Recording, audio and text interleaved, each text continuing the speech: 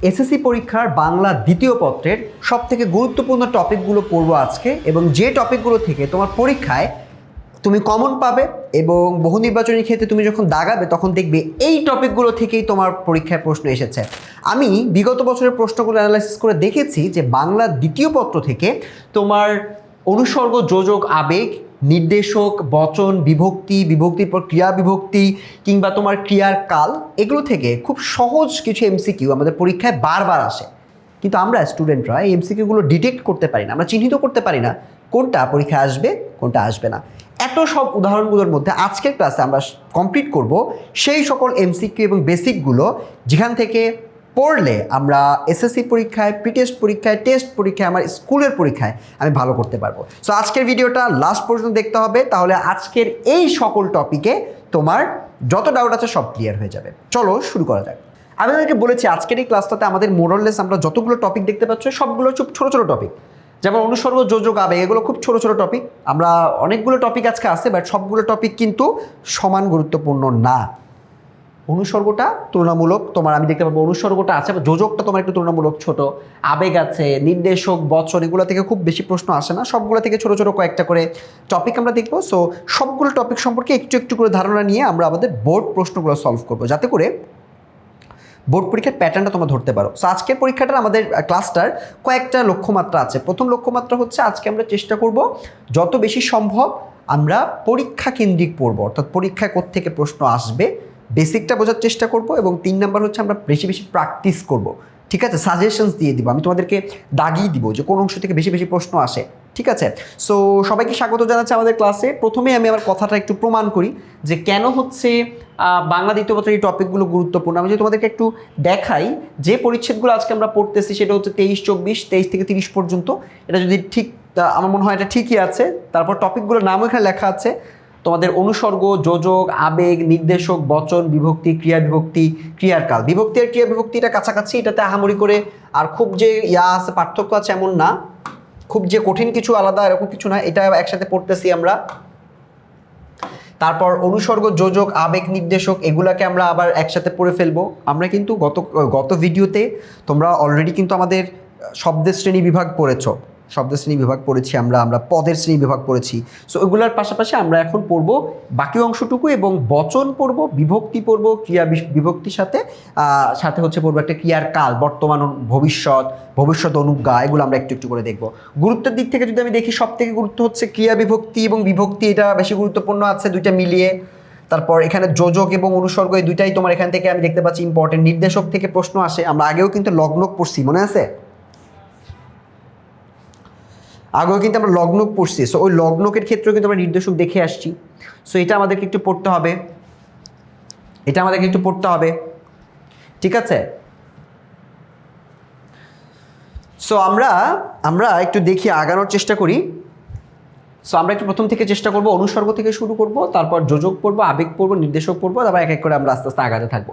First আমরা একটু অনুসর্গের বেসিকটা একটু দেখে নিই। আমরা অনেকগুলো জিনিস পড়েছি। অনুসর্গ হচ্ছে যে শব্দগুচ্ছ বা যেটার মাধ্যমে আমাদের শব্দগুলো যুক্ত হয়। এখানে আমাকে ব্রিজ দিয়েছি, দেখতে পাচ্ছ, এটা হচ্ছে যুক্ত হওয়ার একটা ব্যাপার আছে। একটা শব্দকে তার পরের শব্দে বাক্যের সাথে তারা যুক্ত করার চেষ্টা করে। যেমন কোনো শব্দর পরে, এটা কোথায় বসে? শব্দের পরে বসে, ঠিক আছে? কিন্তু শব্দের আগে বসে না, শব্দের পরে বসে, এবং শব্দের পরে বসে শব্দটিকে কোনো একটা বাক্যের সাথে যুক্ত করে। মনে করো এই যে এখানে একটা উদাহরণ আছে, সে কাজ ছাড়া কিছুই বুঝে না। এই যে ছাড়া শব্দটা, এই শব্দটা কি? এটা হচ্ছে একটা অনুসর্গ, অর্থাৎ যেটা মূলত কোনো শব্দের সাথে শব্দের পরে বসে, এবং পরে বসে এই যে এই অংশটুকু এর সাথে যুক্ত করতেছে। পর্যন্ত, কোন পর্যন্ত পড়েছো? পর্যন্ত, কোন শব্দটাকে পড়েছোর সাথে যুক্ত করতেছে পর্যন্ত দিয়ে। সো এটা একটা অনুসর্গ, ঠিক আছে? সেটা একটা অনুসর্গ, এই বাক্যে পর্যন্ত একটা অনুসর্গ। সো তোমরা এরকম যদি কিছু কিছু ক্ষেত্রে তোমরা দেখবা কিছু কিছু শব্দ থাকবে যে শব্দগুলো শব্দের পরে বসতেছে। এটা থেকে এমসিকিউ আসে যে অনুসর্গ কোথায় বসে। আমরা কিন্তু প্রত্যয় উপসর্গের সাথে আমরা অনুসর্গকে গুলিয়ে ফেলি অনেক সময়। সো অনুসর্গ হচ্ছে এটা একটা সংযোজক।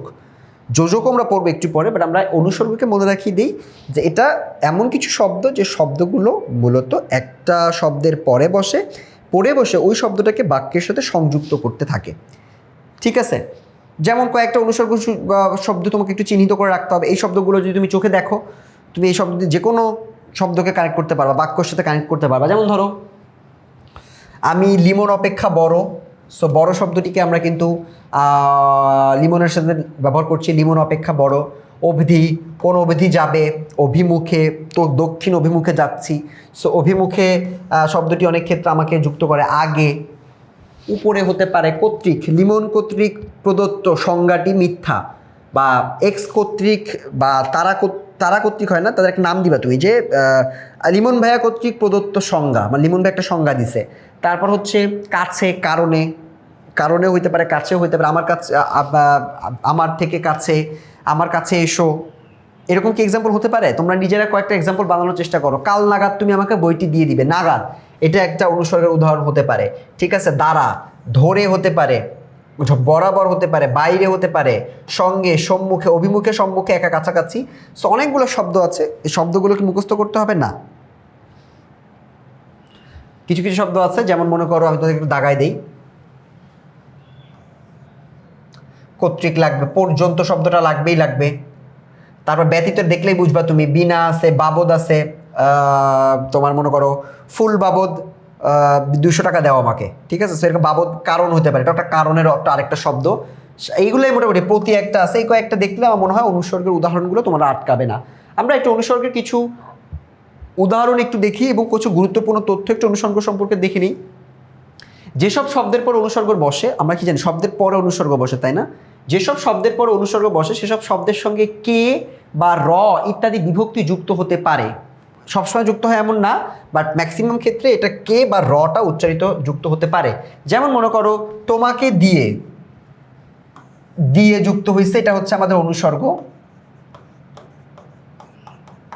বাট বলতেছে যে তোমাকে, এটাতে এ যুক্ত হইলো, তারপর তোমার হচ্ছে কে যুক্ত হইলো আর কি, কে, ঠিক আছে। তোমার, তোমাকে, পরীক্ষা, পরীক্ষা দাও, এটা একটা বাক্য। আরেকটা হচ্ছে পরীক্ষার জন্য পড়েছ, সো এখানে র যুক্ত হয়েছে। সো এই যে জিনিসগুলো, এগুলোর ক্ষেত্রে এটা একটু মনে রাখতে হবে, এমসিকিউতে এটা আসে যে কে অথবা র এই শব্দগুলো যুক্ত হয় হচ্ছে আমরা যখন অনুসর্গ যুক্ত করি। সো বেশিরভাগ ক্ষেত্রে, সবসময় হবে এরকম না, বাট যেমন লিমন অপেক্ষা বড়, এখানে তো হয় নাই, তো সবগুলো তো হবে এমন না, বাট সাধারণ ক্ষেত্রে আমরা অনেক সময় অনুসর্গ যখন হয়ে থাকে আমরা জানি যে এক্ষেত্রে কে বা রটা যুক্ত হয়ে যায়, কে বা র যুক্ত হয়, ঠিক আছে। আচ্ছা, তো শব্দের পরে বসে এবং কে বা র যুক্ত হবে। আমরা একটু দেখি, অনুসর্গকে দুই ভাগে ভাগ করছে। সো অনুসর্গ আবার দুইটা ভাগ আছে। আমরা প্রথমে যখন অনুসর্গ পড়ছি এখানে কিন্তু আমি এই জন্য দেখতেছিলাম অনেক রকম অনুসর্গ এখানে আছে, দুই রকমের অনুসর্গ এর মধ্যে আছে, ঠিক আছে। সো একটা হচ্ছে সাধারণ অনুসর্গ, একটা হচ্ছে ক্রিয়া অনুসর্গ। দেখো সাধারণ অনুসর্গ হচ্ছে যেটা ভার্ব রিলেটেড না, আরেকটা হচ্ছে ক্রিয়া অনুসর্গ যেটা ক্রিয়া থেকে আসছে।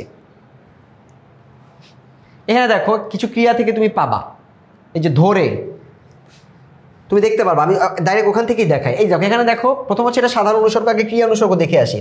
ক্রিয়া অনুসর্গ হচ্ছে যেগুলো ক্রিয়াপদ থেকে তৈরি হয়েছে। যেমন মনে করো এই যে করে, ভালো করে খেয়ে নাও, করে এটা কিন্তু একটা ক্রিয়া থেকে আসছে, বাট এটা একটা অনুসর্গ হিসেবে দায়িত্ব পালন করতেছে। খেয়ে নেওয়াটা হচ্ছে এখানে মেইনলি ক্রিয়া, ঠিক আছে। সো করে এটা মূলত ক্রিয়া, তোমার ক্রিয়াপদ থেকে তৈরি হওয়া একটা অনুসর্গ। ঢাকা থেকে বরিশাল যেতে পদ্মা নদী পার হতে হয়, থেকে এটা হতে পারে, দিয়ে হতে পারে, এগুলো সব ক্রিয়া থেকে আসছে। বহুদিন ধরে, একটু আগে বলতেছিলাম, সে সঙ্গে যাবে বলে তৈরি করে হয়ে এসেছে, বলে। সেই ধরনের অনেক কিছু ব্যাপার আছে যেগুলো ক্রিয়া থেকে তৈরি হবে। ক্রিয়া থেকে তৈরি হলে এগুলোকে আমরা বলবো ক্রিয়াজাত অনুসর্গ। আর যেগুলো ক্রিয়া থেকে তৈরি হবে না, যেমন মনে করো উপরে, কাছে, জন্য, দ্বারা, দ্বারাটা আমি একটু আগে বলতে গেছিলাম, দ্বারা, বনাম, অপেক্ষা, এই সব কিছুকে আমরা বলতে পারি এগুলো হচ্ছে সাধারণ অনুসর্গ। যেগুলো ক্রিয়া ছাড়া, ক্রিয়া বাদ, সেটাকে আমরা বলবো সাধারণ অনুসর্গ। আর যদি ক্রিয়া যুক্ত থাকে সেক্ষেত্রে আমরা সেটাকে বলবো যেটা সাধারণ অনুসর্গ নাই, এটা বেসিক্যালি একটা ক্রিয়া অনুসর্গ, ঠিক আছে। সো ক্রিয়া অনুসর্গ, সাধারণ অনুসর্গ আমরা দেখতে পেলাম এখানে। অনুসর্গকে আমরা দুই ভাগে ভাগ করছি। সো এটা থেকে তোমরা একটা এমসিকিউ পেতে পারো, কয়েকটা এমসিকিউ এর জায়গা আছে। ক্রিয়াজাত অনুসর্গ চিহ্নিত করতে পারতে হবে, অনুসর্গ কয় ভাগে বিভক্ত এটা চিহ্নিত করতে পারতে হবে। তারপর হলো আর কি কি জানি দেখলাম এখানে, অনুসর্গের পরে কি যুক্ত হয় এবং শব্দের পরে যুক্ত হয়, এবং যে শব্দের থাকে সে শব্দের কিছু পরিবর্তন হয়। আমরা দেখেছি বিভক্তি যুক্ত হচ্ছে কে বা র। এই কয়েকটা তথ্য যদি তুমি মনে রাখো, তোমার এসএসসি পরীক্ষায় তোমাকে অনুসর্গ থেকে আটকাতে পারবে না ইনশাআল্লাহ। চলো আমরা একটু এমসিকিউ দেখি যে আমাদের বোর্ডে কী রকমের এমসিকিউ এসেছে। অনুসর্গ সাধারণত কোথায় বসে? Dhaka board, Sylhet board, Dinajpur board, বলো অনুসর্গ সাধারণত কোথায় বসে?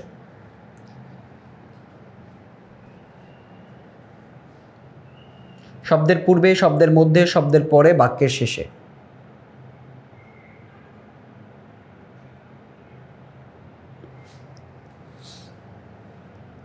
অনুসর্গ সাধারণত কোথায় বসে? শব্দের পূর্বে, আমরা জানি যে শব্দের পরে বসে, এটা আমরা একটু আগে বলে দিচ্ছিলাম, শব্দের পরে বসে। এবং বিভক্তির ক্ষেত্রে আমরা কিন্তু দুইটা বিভক্তি এখানে দেখেছিলাম, সেগুলো আমরা দেখবো একটু পরে। বাট আপাতত আমরা পরবর্তী এমসিকিউতে চলে যাই।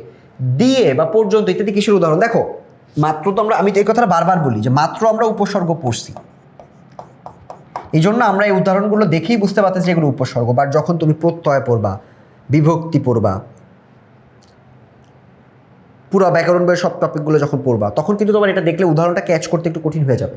সেই জন্য অনুসর্গ সংজ্ঞাটা তোমাদের একটু মনে রাখতে হবে যে এটা মূলত একটা আরেকটাকে সংযুক্ত করে। এই যে পর্যন্ত, এটা কিন্তু একটা সাধারণ অনুসর্গ। সো এটা কিসের উদাহরণ? এটা একটা অনুসর্গের উদাহরণ। উপসর্গকে বলতে পারবা না, পর্যন্ত এটা আমরা জানি, এটা যুক্ত করতে হতো, এটা অনুসর্গ।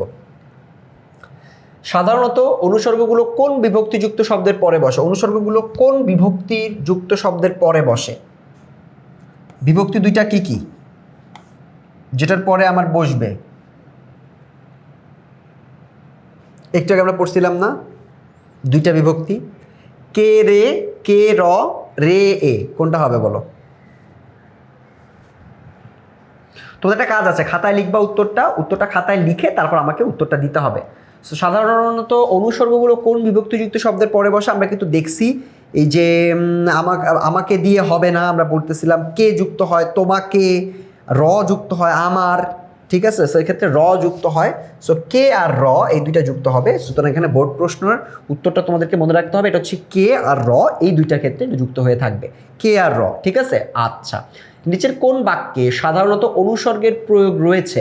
জিনিসের দাম বেড়েছে কারণ চাহিদা বেশি, যদি রোদ ওঠে তবে রওনা দেব না। এখানে বাসায় সময় নেই তাই যেতে হচ্ছে, কার কাছে গেলে জানা যাবে। সেখানে কোনটা আমরা দেখতে পাচ্ছি? জিনিসের দাম বেড়েছে কারণ চাহিদা বেশি। দেখো কুমিল্লা বোর্ডের প্রশ্ন কঠিন হওয়া শুরু হয়েছে, যদি রোদ ওঠে তবে রওনা দেবেও, বসার সময় নেই তাই যেতে হচ্ছে, তার কাছে গেলে জানা যাবে। এক্ষেত্রে কিন্তু আমরা উপসর্গ দেখতে পারতেছি, কার কাছে গেলে জানা যাবে, ঠিক আছে? সো এটা কিন্তু আমরা একটা সাধারণ অনুসর্গের প্রয়োগ এখানে দেখতে পাচ্ছি। এটা কি সাধারণ অনুসর্গ? নিজের কোন বাক্যে সাধারণ অনুসর্গের দেখতে পাচ্ছি? জিনিসের দাম বেড়েছে কারণ, যদি রোদ ওঠে তবে রওনা দেব, বসার সময় নেই তাই যেতে হচ্ছে,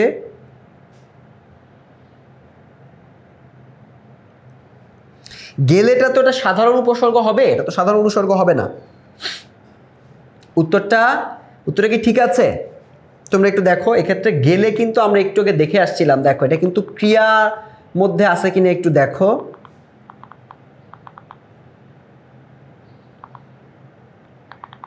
এখান থেকে আমরা একটু দেখি, কারণটা আমরা দেখছি। সাধারণ অনুসর্গ যখন তুমি দেখতেছিলা, এই যে দিয়ে, এক্ষেত্রে আমরা পড়ছি অনুসর্গ শব্দের কে বাড়ি ইত্যাদি যুক্ত হতে পারে, এগুলো আমরা পড়ছি। সাধারণ কাছে, অন্য দ্বারা, বনাম, ঠিক আছে।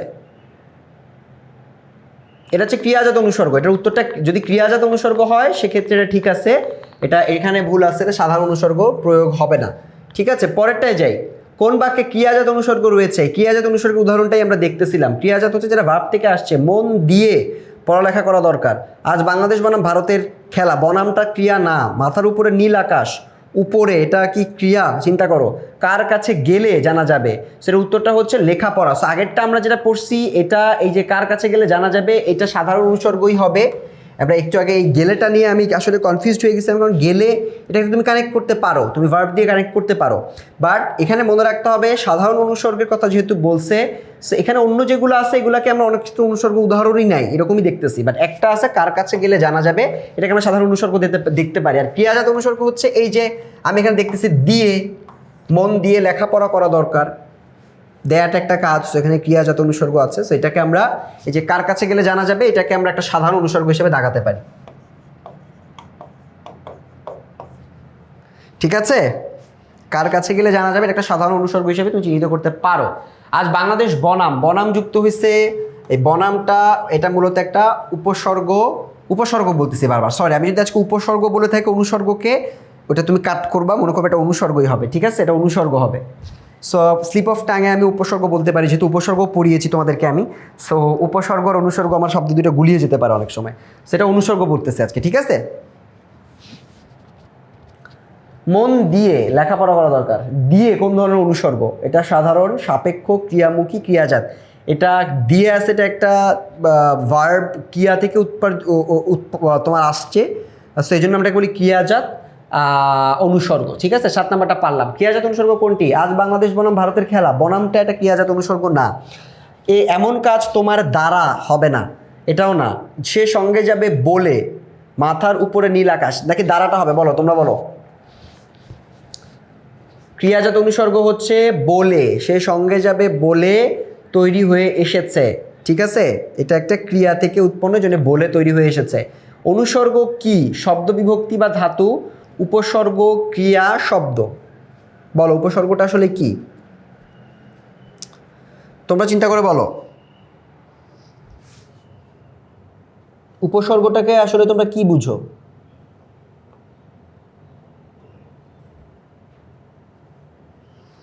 বলো তো। উপসর্গ বলতে অনুসর্গ, দেখছো আমি উপসর্গ বলতেছি, অনুসর্গ, অনু, এটা তোমাদেরও হয় আই গেস। এটা অনুসর্গ। অনুসর্গটা হচ্ছে একটা শব্দ, যেমন এই যে থেকে, এটা তো কোনো বিভক্তি না, এটা তোমরা উপসর্গ ভেবে এই শব্দ বিভক্তি দাগায় দাও, এটা হবে না, এটা হচ্ছে শব্দ, ঠিক আছে। থেকে হইতে পারে, কারণ হতে পারে, এগুলো সব একটা শব্দ, এগুলো বিভক্তি না, বরং অনুসর্গের সাথে আরো বিভক্তি যুক্ত হয়। আমি উপসর্গ বলতেছি বারবার। প্রতি, বিনা, যায় ইত্যাদি কিসের উদাহরণ? এই যে এগুলো দিয়ে দিবে, দেখছো অনেকগুলো যখন পড়বা তখন এটা চিহ্নিত করা কঠিন তোমার জন্য, তখন তোমার একটা অনুসর্গ চিহ্নিত করতে একটু কষ্ট হয়ে যাবে, এটা হচ্ছে অনুসর্গ। আবার এর মধ্যে আবার ক্রিয়া অনুসর্গ আছে, ঠিক আছে, ক্রিয়া অনুসর্গ বের করতে হয়। সো প্রতি, বিনা, যায় এগুলাকে আমরা বলতে পারি এগুলো সব অনুসর্গের উদাহরণ, এটা সিলেট বোর্ড থেকে আসছে, এগুলো সব অনুসর্গের উদাহরণ হিসেবে আমরা চিহ্নিত করতে পারি, ঠিক আছে। আচ্ছা, পরেরটায় চলে যাব। পরের টপিকটা হচ্ছে যোজক। সো আমাদের অনুসর্গ থেকে তোমরা যারা পড়েছো, অনুসর্গ থেকে এই 10টি প্রশ্ন আমরা দেখলাম। আমরা বোর্ড প্রশ্নগুলোর প্যাটার্ন যদি একটু বোঝার চেষ্টা করি, এখানকার বোর্ড প্রশ্নের প্যাটার্নটা কিন্তু এরকমই, যে এরা হচ্ছে তোমার সব ওই যে ক্রিয়া, সাধারণ, এই দুইটা টাইপ তোমাকে একটু মনে রাখতে হবে। আর হচ্ছে কোন কোন তোমার অনুসর্গের সাথে কোন অনুসর্গ যে শব্দের পরে বসতেছে, তারপরে শব্দের সাথে তোমার কোন বিভক্তি যুক্ত হচ্ছে, কে আর র, এটা তোমাকে মনে রাখতে হবে। কয় ভাগে বিভক্ত করা যায় এটা মনে রাখতে পারলে মোরাললেস তুমি পরীক্ষায় অনুসর্গ থেকে সবগুলো প্রশ্নের উত্তর দিয়ে আসতে পারবে। বুঝতে পারছি? আমরা পড়ব যোজক। যোজক এই টপিকটা থেকে আমরা যখন উত্তর করি তখন অনেক কনফিউশন আমাদের মনে চলে আসে। বোর্ড পরীক্ষায় কিন্তু যোজক থেকে তুমি একটি অথবা 2টি প্রশ্ন যে কোনো বছর পেয়ে যেতে পারো। এই কারণে এই যোজক টপিকটা তোমাকে একটু বেশি গুরুত্ব সহকারে পড়তে হবে। সো চলো আমরা একটু যোজক টপিকটা থেকে কিছু প্রশ্ন দেখে আসি। প্রশ্ন দেখার আগে বেসিকটা একটু দেখি। যোজকটা কি? যেটা যুক্ত করে। আগের লাইনটাও তো কিন্তু আমরা আগের অনুসর্গ পড়ছি, এটাও যুক্ত করে, বাট যোজকটা কিছু নির্দিষ্ট শব্দ যারা বাক্যকে যুক্ত করে থাকে, পদকে যুক্ত করতে পারে, বর্গকে যুক্ত করতে পারে, অথবা বাক্যকেও যুক্ত করতে পারে, ঠিক আছে, একটা বাক্যকে আরেকটা বাক্যের সাথে। যোজকের কয়েকটা ব্যাপার আছে, যেমন মনে করো তুমি বলো সো, বলো না সুতরাং, এটা একটা বাক্যকে আরেকটা বাক্যের সাথে যুক্ত করতেছে। যোজকগুলো এরকম আমরা বলি না যুক্ত করবে, যেমন মনে করো তবু, তবু কথাটি বলো না, সুতরাং তুমি কাজটি করো, আর কথা বাড়িও না। এই ধরনের শব্দগুলো বাক্যের মাঝখানে বা শুরুতেও আমরা বসতে দেখি, এগুলো হচ্ছে একটা বাক্যকে আরেকটা বাক্যের সাথে যুক্ত করে দেয়। সো আমরা এখানে কয়েকটা ভাগে ভাগ করতে পারতেছি। প্রথমটা হচ্ছে সাধারণ যোজক। সাধারণ যোজক মানে যেটা তোমার 2টি শব্দ বা 2টি বাক্যকে সিম্পলি মার্চ করে দিচ্ছে, যেমন রহিম ও করিম, এখানে ও এবং এটাও হইতে পারে, ঠিক আছে, কিংবাও হইতে পারে, ঠিক আছে। আসো, সো রহিম ও করিম, এই ও যুক্ত হয়েছে, এটা কিন্তু রহিম আর করিমকে যুক্ত করছে। জলদি দোকানে যাও এবং পাউরুটি কিনে আনো, এই দুইটাকে যুক্ত করছে। সো যোজকটা খুবই সহজ, এটাতে খুব তোমাদের এফোর্ট দেওয়ার প্রয়োজন নাই। জাস্ট আমার সাথে উদাহরণগুলো একবার দেখে গিয়ে বোর্ড প্রশ্ন সলভ করা শুরু করবা, ঠিক আছে। তো প্রথম হচ্ছে সাধারণ যোজক আমরা পড়লাম, ও এবং এইগুলো যে আছে এগুলো দিয়ে আমরা সাধারণ যোজক ব্যবহার করতে দেখি, দুইটাকে যোগ করতে দেখব। বিকল্প যোজক, এটা থেকে প্রশ্ন পাবা। বিকল্প যোজক কোনটা? বিকল্প যোজক বলতে আমরা এটাকে কি বুঝি? সো বিকল্প যোজকের ক্ষেত্রে আমরা হচ্ছে একটার অথবা যেটা দেখি না, অথবা যেমন মনে হয় এই যে বা দেখতেছো তুমি, এই বাটা হচ্ছে তোমার বিকল্প। চা না হয় কফি খান, না হয় এটা তোমার একটার বিকল্প, আর একটার দেখলেই বোঝা যায় এটার অল্টারনেটিভ। এটা অল্টারনেটিভ মানে হচ্ছে বিকল্প। চা খাও অথবা তুমি চা বা পানি খাও। সো চা না খেয়ে পানি খেয়ে খাইতে বলতেছে, এটা একটা অল্টারনেটিভ যোজক। সো বিকল্প যোজকগুলো আমরা যদি বা না হয় দেখে এটা বলতে পারি। বিরোধের ক্ষেত্রে হচ্ছে যেটা একটা ডাইরেক্ট অল্টারনেটিভ, যেমন কিন্তু কিংবা তবু, এগুলো তোমার ডাইরেক্টলি অপোজিট করে। তুমি একটা লাইন বলতেছো, বলতেছো কিন্তু আমি যাব, কিন্তু আমার তো সময় নাই, দুইটা বিরোধী কথাবার্তা একসাথে বলতেছো। সো এটাকে আমরা বলছি বিরোধ যোজক। বিরোধ যোজক হচ্ছে যেই সময় সবগুলোই তো বাক্যকে যুক্ত করবে, বাট একটা আরেকটার অপোজিট হয়ে যেতে পারে। ঠিক আছে?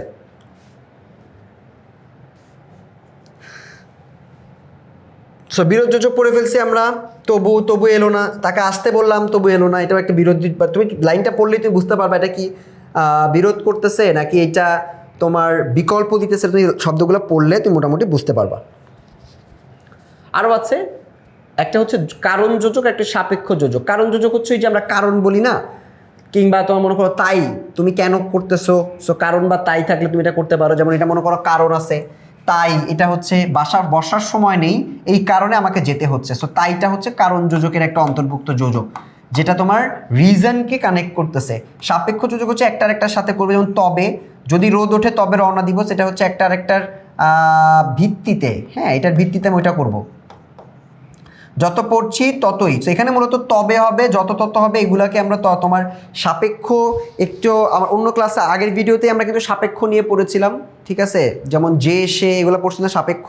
সো এক্ষেত্রে আমরা যত এবং তত এই শব্দগুলোকে আমরা একটা একটার সাথে যত পড়ছি তত যুক্ত করে আমি কিন্তু আগের লাইনটাকে এর সাথে যুক্ত করে নিচ্ছি। সো এটা একটা সাপেক্ষ যোজক হিসেবে কাজ করে। যোজকের অনেকগুলো ধরন আমরা দেখলাম। যোজকটা পুরোটাই তোমার অর্থ বুঝে করতে হবে, মুখস্থ করার কিছু নাই, তোমার এখানে রুলসও খুব বোঝার কিছু নাই। পুরোটা হচ্ছে নিজে শব্দটা পড়ে তোমাকে ওইটা উপলব্ধি করে লিখতে হবে।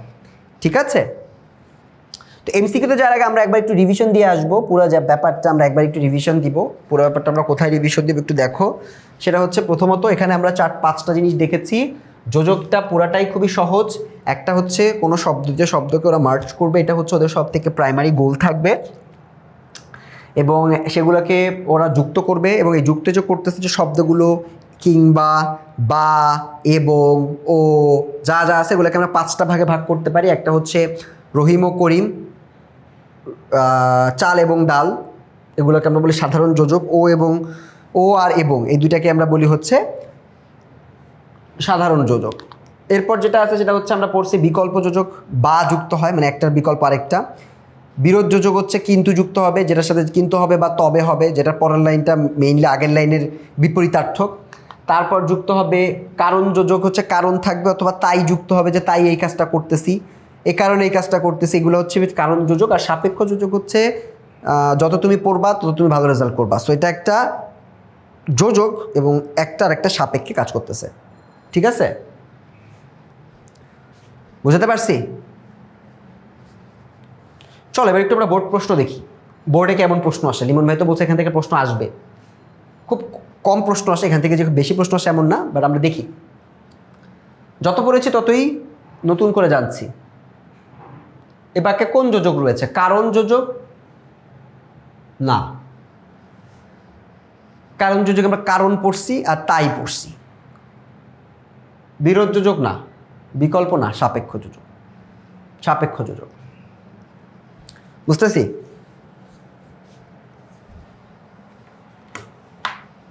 বুঝতে পারতেছি সবাই? চলো পরেরটাই যাই। পরেরটা পারো কিনা দেখো। এত পড়লাম কিন্তু পরীক্ষা ভালো করতে পারলাম না। এত পড়লাম কিন্তু আছে, এবং পরীক্ষায় ভালো করতে পারে না, এটার বিপরীত, পড়ার বিপরীত হয়ে গেছে। তো এবার বলো, বিরোধ, সাপেক্ষ, কারণ, বিকল্প, কোনটা হবে? তোমাদেরকে 1 মিনিট সময় দিলাম, 1 মিনিট না, এত সময় দেওয়া যাবে না, 10 সেকেন্ড সময় দিলাম, তোমরা খাতায় লিখো, আমি বলার পর আমার সাথে উত্তরটা মিলাবা। এত পড়লাম কিন্তু পরীক্ষা ভালো করতে পারলাম না, এটা মূলত বিরোধেই কিন্তু আমরা কিন্তু দেখছিলাম, তাই না? সো এটা আমরা পারলাম। কোন শ্রেণীর বাক্য সাপেক্ষ যোজক দ্বারা যুক্ত হয়? বিধেয়, সরল, জটিল, যৌগিক। সরল, জটিল, যৌগিক পড়াইছি এখনো? আগের ভিডিওতে না পেলেও পরের ভিডিওতে পেয়ে যাবা, সেটা একটু বলো। সরল, জটিল, যৌগিক, এটাতে এটা হবে নাকি বিধেয় হবে? কোন বাক্যে সাপেক্ষ থাকে? আমরা পড়ছি না, যদি তুমি যাও তবে আমি ফিরবো, সে যদি সে যত সে কি না কি জানি, যা তুমি করবে তা ফল তুমি পাবে, যত কর্ম তত ফল, সেগুলোকে আমরা সব বলে হচ্ছে জটিল বাক্য, ঠিক আছে? এগুলো সাপেক্ষ যোজক থাকে জটিল বাক্যের ক্ষেত্রে। এটা দুইটা টপিকের থেকে একবার মার্চ করে প্রশ্নটা আসছে, কুমিল্লা বোর্ডের প্রশ্ন, অবভিয়াসলি আমরা জানতাম এটা কুমিল্লা বোর্ডের প্রশ্নই হবে, কারণ কুমিল্লা বোর্ডের ওরা সবসময় একটু জটিল প্রশ্ন করতে ওদের মনে হয় ভালো লাগে। আচ্ছা, বসার সময় নেই তাই যেতে হচ্ছে, এটা কি? বসার সময় নেই তাই মানে হচ্ছে কি? তোমরা আগে বলো, তারপর উত্তরটা বলে দিব। বসার সময় নেই তাই যেতে হচ্ছে, কথাটা অন্য আর কিভাবে বলা যায়? এটা চিন্তা করো, তাহলে তুমি উত্তর পেয়ে যাবা। বসার সময় নেই তাই যেতে হচ্ছে,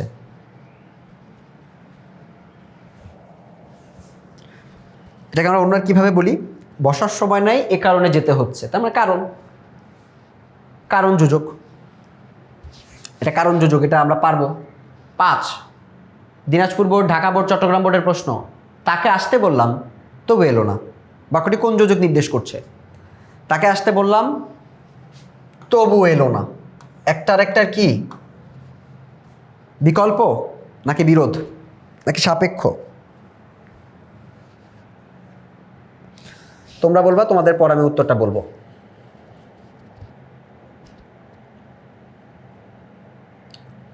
তাকে আসতে বললাম, তাও কি করছে? সে আসছে নাকি আসে নাই? তাকে আসতে বললাম তবু এলো না, এটা একটা বিরোধী কথাবার্তা, একটা বিরুদ্ধে। আচ্ছা, লাল বা নীল কলমটা আনো, বা আছে, লাল না পাইলে নীল আনবা। বাটা কি তোমরা বলো আগে, তোমরা লিখলে আমি তারপর উত্তরটা বলে দিব। বা হচ্ছে একটা না হলে আরেকটা, একটা না হলে আরেকটা, এটা কোন ধরনের কথা? একটা না হলে আরেকটা, এটা কোন ধরনের কথা? এটা হলো বিকল্প, একটা না হলে আরেকটা বিকল্প তোমাকে আনতে বলছে। লাল না পাইলে বিকল্প হিসেবে নীল নিয়ে আসবা, সেটা হচ্ছে বিকল্প।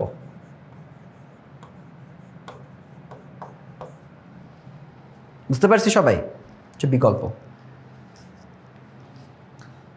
যোজক বুঝছো সবাই?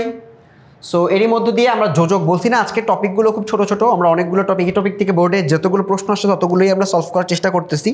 কিছু নির্দিষ্ট বোর্ড এবং কিছু নির্দিষ্ট সালের আমরা চেষ্টা করতেছি, যেটা থেকে কমন বেশি আসে। তো যোজকটা আমাদের এরই মধ্য দিয়ে, যোজক যে সহজ একটা টপিক, বাট সেখান থেকে কোন কোন প্রশ্ন আসতে পারতো এটা কিন্তু আমাদেরকে আমি দেখিয়ে দিয়েছি। এবারে আমরা চলে যাবো আমাদের আরেকটি গুরুত্বপূর্ণ টপিকে, আবেগ। এই টপিকটা শুনে অনেক সহজ মনে হতে পারে, কিন্তু তোমার পরীক্ষায় কিন্তু এখান থেকে প্রশ্ন আসবে। এবং এসএসসি পরীক্ষায় যদি তুমি একটি অথবা দুইটি বহু নির্বাচনী কনফার্ম করতে চাও, তাহলে আবেগ নিয়ে যত কনফিউশন আছে সব কনফিউশনগুলো আজকেই দূর করে ফেলতে হবে। এই ভিডিওটা যদি দেখো শেষ পর্যন্ত, তাহলে তোমাদের আবেগ সহ এই টপিকটার মধ্যে যত কনফিউশন আছে সব কনফিউশনগুলো আমি ক্লিয়ার করে দিব এবং তোমাদের এন্ড থেকে ক্লিয়ার হয়ে যাবে। চলো আমরা তাহলে শুরু করা যাক। আমাদের আবেগ নিয়ে যেটা পড়তে হবে এটা খুবই সহজ, আমি তোমাদেরকে আগেই বলছি। টপিকটা খুব যে কঠিন এমন না, খুব যে কমপ্লেক্স কিছু রকেট সায়েন্স তোমাদেরকে একদম খুঁটিয়ে সব পড়তে হবে এমন না। বাট যেটা মনে রাখতে হবে, এই টপিকটায় আমাদের প্রশ্নগুলো খুবই ধরা বাছা কিছু প্রশ্ন আছে, যে প্রশ্নগুলো ওরা বারবার দেয়।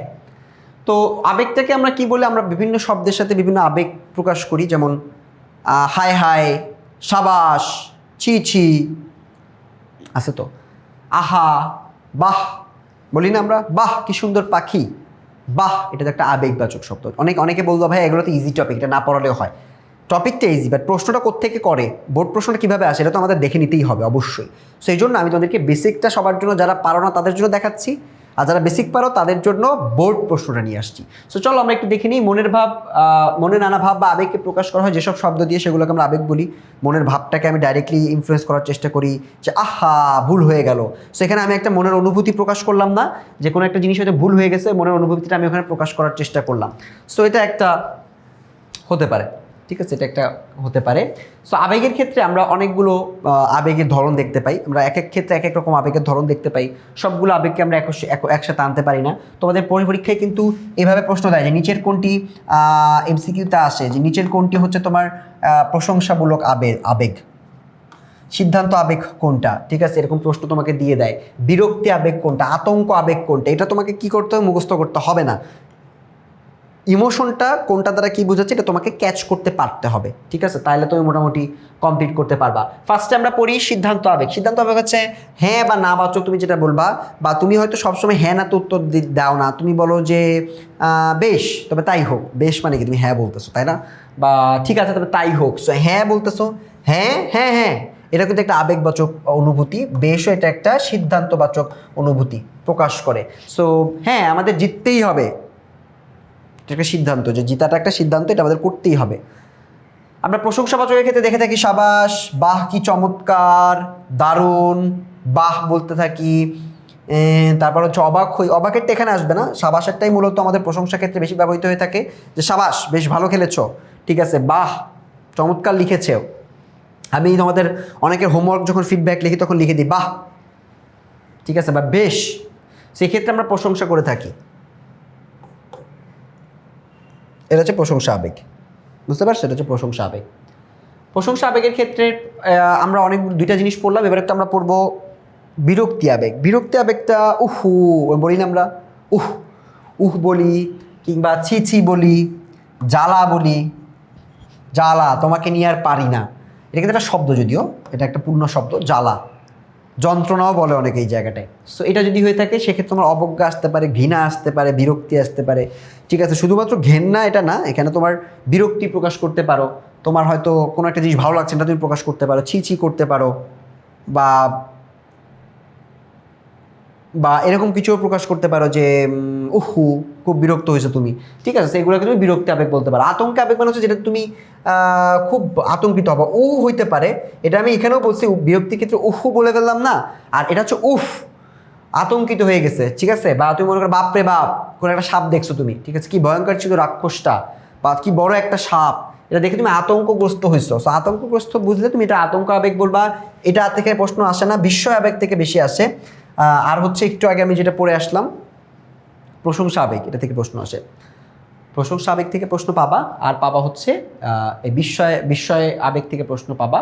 আতঙ্ক আবেগ থেকে অত বেশি প্রশ্ন ওরা দেয় না, আমি কি ঠিক বললাম? হ্যাঁ, আতঙ্ক থেকে অত বেশি প্রশ্ন দেয় না, বিস্ময় থেকে দেয়, আরে তুমি আবার কখন এলে, কিংবা কি চমৎকার দৃশ্য, এটা তো তুমি অবাক হচ্ছ, ঠিক আছে, যে বা তুমি বিস্ময়ের সাথে দেখতেছো কি কি সুন্দর, ঠিক আছে। অনেক সময় আমরা বলি বাপরে বাপ, বলি না, এটা বাপরে বাপ যদিও আগেরটায় যায়, বা বিস্ময়ের ক্ষেত্রে আমরা বলি হে তুমি কখন আসছো, বলো না আরে কখন আসলা, বলো না আরে রে কি অবস্থা, বলো না ফ্রেন্ডদেরকে। সো এটা আমরা মেনলি বিস্ময় সূচক, কাউকে দেখে তুমি অবাক হয়েছো দেখে তুমি অনেক সময় এটা বলে থাকো।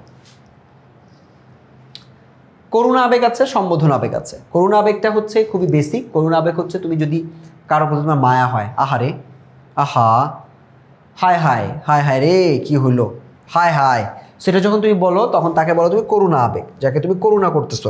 বা তোমার হয়তো খারাপ লাগা কাজ করেছে, ঠিক আছে, মায়া কাজ করেছে, কোনো একটা মানুষের প্রতি তোমার সহানুভূতি কাজ করছে, আহারে, বলো না, আহা কি অবস্থা, এভাবে বলো না, আহারে কি হইলো বেচারার। সো এই প্রত্যেকটা জিনিসে আমরা করুণা আবেগ দেখতে পাই। আর সম্বোধন আবেগটা যদি আমরা বলে থাকি, সম্বোধন আবেগ হচ্ছে এটা কাউকে যদি তুমি কেউ সফল হইলে যখন তুমি তাকে সম্বোধন করে বলো, যেমন মনে করো হে বন্ধু তোমাকে অভিনন্দন, ওগো তোরা জয়ধ্বনি করো, সম্বোধন বা আহ্বান করতেছো কাউকে তুমি, ঠিক আছে, ও হে, কিংবা ওগো, হে বন্ধু, কাউকে তুমি যখন সম্বোধন করো কোনো আবেগের মাধ্যমে, এটা হচ্ছে তোমার সম্বোধন আবেগ। 7টা ধরন পড়লাম, দেখো ক্লিয়ার হয়েছে কিনা। আমি কিছুই করি নাই, আমি তোমাদেরকে জাস্ট যে বাংলাটা লেখা আছে ওইটা একটু সুন্দর করে বোঝানোর মতো ধরন করে বলতেছি, এবং উদাহরণগুলো একটু দেখতেছি যাতে তোমরা বুঝতে পারো, ঠিক আছে। এটা পুরাটাই তোমার নিজের অবজারভেশন ক্ষমতা যত ভালো, আবেগ যোজক, তত ভালো তুমি চিহ্নিত করতে পারবা। অবজারভেশন হয় প্র্যাকটিস করতে করতে, উদাহরণ দেখতে দেখতে, চোখের সামনে খালি উদাহরণ দেখতে হয়, বারবার পড়তে হয়। এগুলো তোমরা সচরাচর পড়ো না, বই ফেলে রেখে দাও, পরীক্ষার আগে একবার দেখে যাও। সেভাবেও ভালো রেজাল্ট করা যায়, বাট সবথেকে সেফেস্ট ওয়ে হচ্ছে প্রতিদিন একটু একটু করে রিডিং, একই জিনিস পারা জিনিস বারবার একটু দেখা। তাহলে হয় কি, তোমার মাথার মধ্যে ওটা গেঁথে যায়। তোমার ব্রেন যদি পরীক্ষার সময় মনে করতে নাও পারে, অভ্যাসের কারণে তুমি নিজে ওটা পেরে যাও। সো এই জন্য বারবার প্র্যাকটিস করতে হবে। অলংকার আবেগটা একটু আমরা দেখি। অলংকার আবেগের আমরা দেখছি এটা হচ্ছে এই ধরনের শব্দ বাক্যের অর্থের পরিবর্তন না ঘটিয়ে কোমলতা, মাধুর্য ইত্যাদি বৈশিষ্ট্য, সংশয়, অনুরোধ কি তোমার অনেক সময় দেখায় থাকে। দূর, এ কথা কি বলতে আছে, কোনো একটা কথাকে নিষেধ করতেছে, যাগ্গে, ওসব কথা বাদ। এই দুইটা খুবই ইম্পর্টেন্ট। অলংকার আবেগটা সব থেকে ইম্পর্টেন্ট, এখনো পর্যন্ত যতগুলো পড়ছি তার মধ্যে অলংকার আবেগ সব থেকে ইম্পর্টেন্ট, যেটা কথাকে একটু সুন্দর করে বা জোর দেওয়া যায় যেটার মাধ্যমে। ঠিক আছে, কথাকে আমরা একটু সুন্দর করে থাকি। যেমন দূর, এ কথা কি বলতে হবে, বলার দরকার নেই, মানে এটা তো জানি, যাকগে ওসব কথা থাক। সো এটাকে আমি একটা মিনতি করতেছি বা রিকোয়েস্ট করতেছি, যে কথাটা আর বলার দরকার নেই। সো এগুলাকে আমি বলে থাকি অলংকার। এই এক্স্যাক্টলি এই এমসিকিউ, এই উদাহরণ থেকেই প্রশ্ন দেয় ওরা। এক্স্যাক্টলি এই এমসিকিউ থেকেই তুমি বা এই উদাহরণ থেকে তুমি প্রশ্নটা পাবা। বুঝতেছি সবাই? বুঝতেছি? আবেগ বুঝতেছি?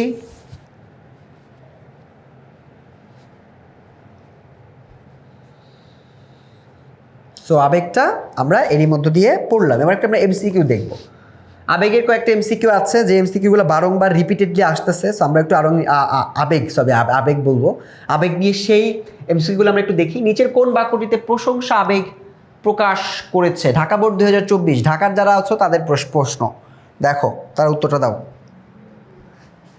দেখো তোমরা আবেগের এই উত্তরটা পারো কি না। নিচের কোন বাক্যটিতে প্রশংসা আবেগ প্রকাশ করছে? হ্যাঁ, আমাদের জিততেই হবে না, এটা সিদ্ধান্তবাচক। হে বন্ধু, সম্বোধন, সাবাস, এমন খেলায় চেয়েছিলাম, আহ কি চমৎকার দৃশ্য, এটা অবাক হচ্ছে, এটা না। সেটা হচ্ছে সাবাস, এমন খেলাই তো চেয়েছিলাম, তাই না? সাবাস, এমন খেলাই চেয়েছিলাম, ঢাকা বোর্ডের প্রশ্ন। সেটা হচ্ছে প্রশংসা করতেছে, যে সাবাস, তোমার কাছে তো এটাই এক্সপেক্ট করি আমি। আচ্ছা, সিদ্ধান্ত আবেগ কোনটি? খাতায় লিখো।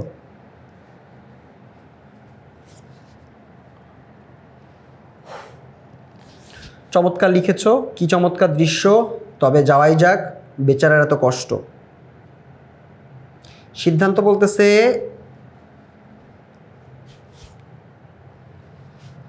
এটাতে, বেশ,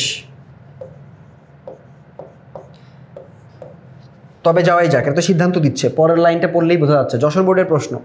সেটা হচ্ছে বেশ, তবে যাওয়াই যাক, এটা সিদ্ধান্ত হবে, তাই না? ঠিক আছে। আচ্ছা, নিচের কোনটিতে করুণা আবেগের উদাহরণ রয়েছে? ঢাকা বোর্ড 2023, করুণার উদাহরণ রয়েছে, আহ কি চমৎকার দৃশ্য, করুণা না। করুণা হচ্ছে মায়া, সহানুভূতি, এগুলো থাকবে। ঠিক আছে, এগুলো থাকলে তুমি এটাকে করুণার সাথে কম্পেয়ার করতে পারবা। আরে কখন এলে, না, এটা বিস্ময় নাকি? হ্যাঁ, বিস্ময়ের মতো হতে পারে। হায় হায়, ওর এখন কি হবে, কি বিপদে পড়া গেল, এটাও হবে না। এটা মনে হয় গ নাম্বার হবে, হায় হায় হতে পারে। হ্যাঁ, হায় হায়, ওর এখন কি হবে, এটা আরেকজনের প্রতি করুণা, ওর এখন কি হবে, আরেকজনের প্রতি করুণা এখানে জ্ঞাপন করছে, সেটা হবে গ নাম্বার। হে বন্ধু, তোমাকে অভিনন্দন, এবার কোন আবেগ প্রকাশ পেয়েছে? এটাও আসছে বরিশালে, দেখছো? আবেগ থেকে প্রতি বোর্ডে একটা করে প্রশ্ন আসে, প্রায় মানে অলমোস্ট চলে আসে।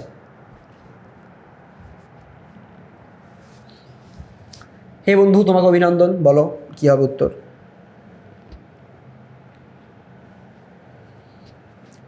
বরিশাল বোর্ডের প্রশ্ন 2024 সালে আসছে। প্রশংসা, করুণা, সম্বোধন, অলংকার। আমরা এখানে দেখতেছি হে বন্ধু, এটা হচ্ছে ডাকতেছি, তাই না? সম্বোধন করতেছি, সেটা হচ্ছে সম্বোধন আবেগ। ঠিক আছে, এই টপিকটা সহজ, খুব কঠিন না, জাস্ট কয়েকটা জিনিস মনে রাখতে পারলেই তুমি সকল এমসিকিউ পারবা। নিচের কোনটি সম্বোধন আবেগ উদাহরণ রয়েছে? ওগো তোমার জয়ধ্বনি করো, ওগো তোরা জয়ধ্বনি কর, যাকগে ওসব কথা বা থাক। ওহ কি বিপদে পড়া গেল, আহ কি চমৎকার দৃশ্য, বলো। তোমরা বলবা, আমি তারপর মিলাই দিব উত্তরটা।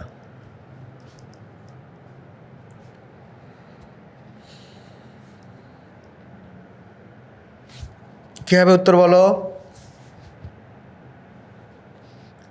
ওগো তোরা জয়ধ্বনি কর, এখানে ওগো বলে ডাকতেছে, এটা হবে? হ্যাঁ, এটাই হবে, ওগো তোরা জয়ধ্বনি কর। আচ্ছা, 6 নাম্বার কি আছে? ওগো তোরা জয়ধ্বনি কর, এটি কোন ধরনের আবেগ? সো এই লাইনটা আসলে ইম্পর্টেন্ট, ঠিক আছে? এই ওগো তোরা জয়ধ্বনি কর আমরা কিন্তু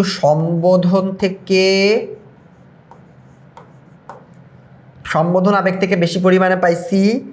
আর অলংকার আবেগটা আমি বলছি গুরুত্বপূর্ণ, এটাও দাগায় রাখতে হবে। তো সম্বোধন আর অলংকার দেখবা, আর এটার উত্তরটা হচ্ছে সম্বোধন আবেগ, তাই না? ওগো বলতেছে ইয়াস, সম্বোধন আবেগের মধ্যে এটা পড়বে। পরেরটা দূর, এ কথা কি বলতে আছে?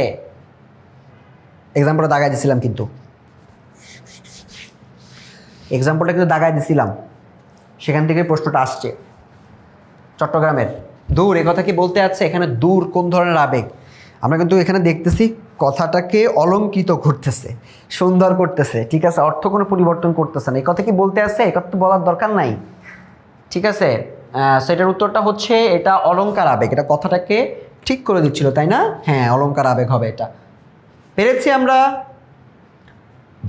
থাকবে, ওসব কথা থাক, বলো কোনটা হবে? এটা একটু কঠিন, ভাবছিলাম কুমিল্লা বোর্ড, দেখে বরিশাল বোর্ড। বলো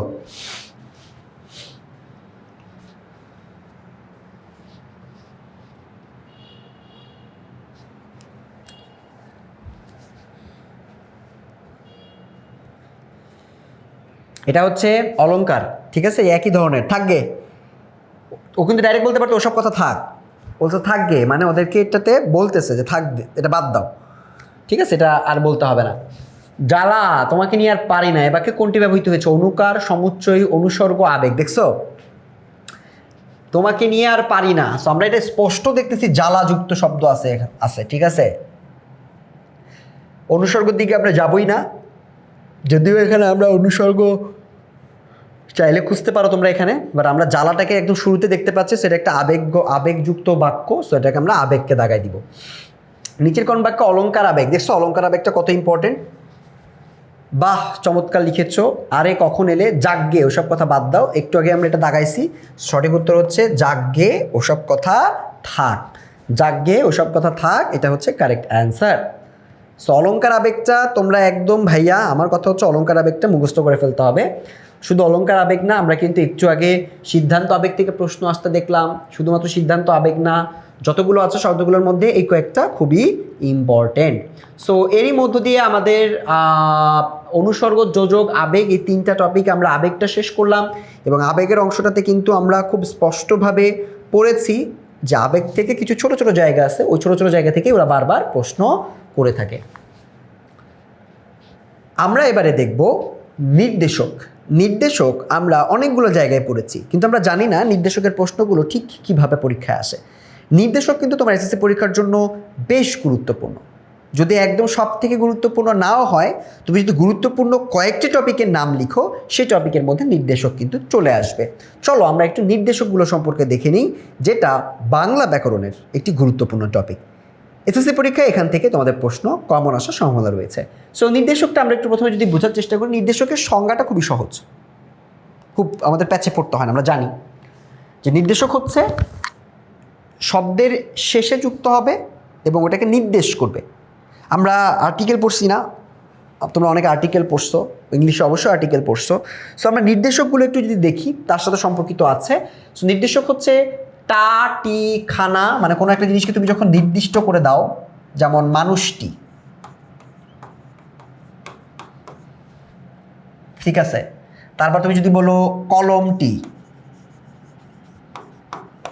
ঠিক আছে? অনেক কিছু বলে ব্যবহার করতে, বাড়িটা, ছেলেটা, আমাকে বলো যে এই ছেলেটা পড়াচ্ছে, ছেলেটা মানে এই নির্দিষ্ট করে দিচ্ছ, ওটা সেটা, এগুলো নির্দেশক। আমরা কিন্তু নির্দেশক সর্বনামও পড়ছি। সো এটা নির্দিষ্ট করতেছে, ঠিক আছে? এটা ওটা, ঠিক আছে? এগুলোকে আমরা বলে থাকি নির্দেশক। তো নির্দেশকের কয়েকটা ধরন আছে। একটা হচ্ছে টা বা টি হতে পারে, এটা হচ্ছে এক করে দেয়। বিশেষ্য সর্বনাম ও বিশেষণের সাথে টা টি নির্দেশক বসে, এটা মনে রাখবা। নাউন, প্রোনাউন এবং অ্যাডজেক্টিভের পরে আমরা টি দেখতে পাই বা টা দেখতে পাই। যেমন বাড়িটা, এটা একটা নাউনের সাথে যুক্ত হয়েছে। ছেলেটা দেখতে পাচ্ছি, ওটা সেটা, এটা প্রোনাউনের ক্ষেত্রে দেখতে পাচ্ছি। আমারটা, কিছুটা, একটা, এই সব কিছুকে টা বা টি যুক্ত থাকলে এটাকে আমরা বলবো এটা একটা নির্দেশক যুক্ত শব্দ। তার মানে এখানে নির্দেশক যুক্ত হয়েছে। সো নির্দেশকটা আমরা জানি, যেমন 2টা 3টা 4টা এগুলো হইতে পারে নির্দেশক। মেঘটি সরে যাচ্ছে, 5টি কলম, 5টি, টিটা একটা নির্দেশক যুক্ত হয়েছে। সংখ্যাবাচক শব্দের সাথে নির্দেশক যুক্ত হয়েছে। আচ্ছা, খানা বা খানি কোথায় যুক্ত হয়? খানা বা খানিটা দিয়েও আমরা যুক্ত করতে পারি। খানা বা খানি যুক্ত হবে হচ্ছে বিশেষ্য বিশেষণ শব্দের সঙ্গে, যেমন একখানা কলম, না একখানা কলম না, আমরা বলি একখানা বলতে পারি, আমরা বলতে পারি এই যে দেখো যুক্ত হয়েছে বাড়িখানা, বাড়িখানিও, এই প্রত্যেকটা জিনিস আছে। তারপর তুমি বাড়িটা বা বাড়িটি না বলে তুমি মানে একটা টি বা টা ব্যবহার না করে তুমি খানাও ব্যবহার করতে পারো, বা খানিও বলতে পারো, ঠিক আছে?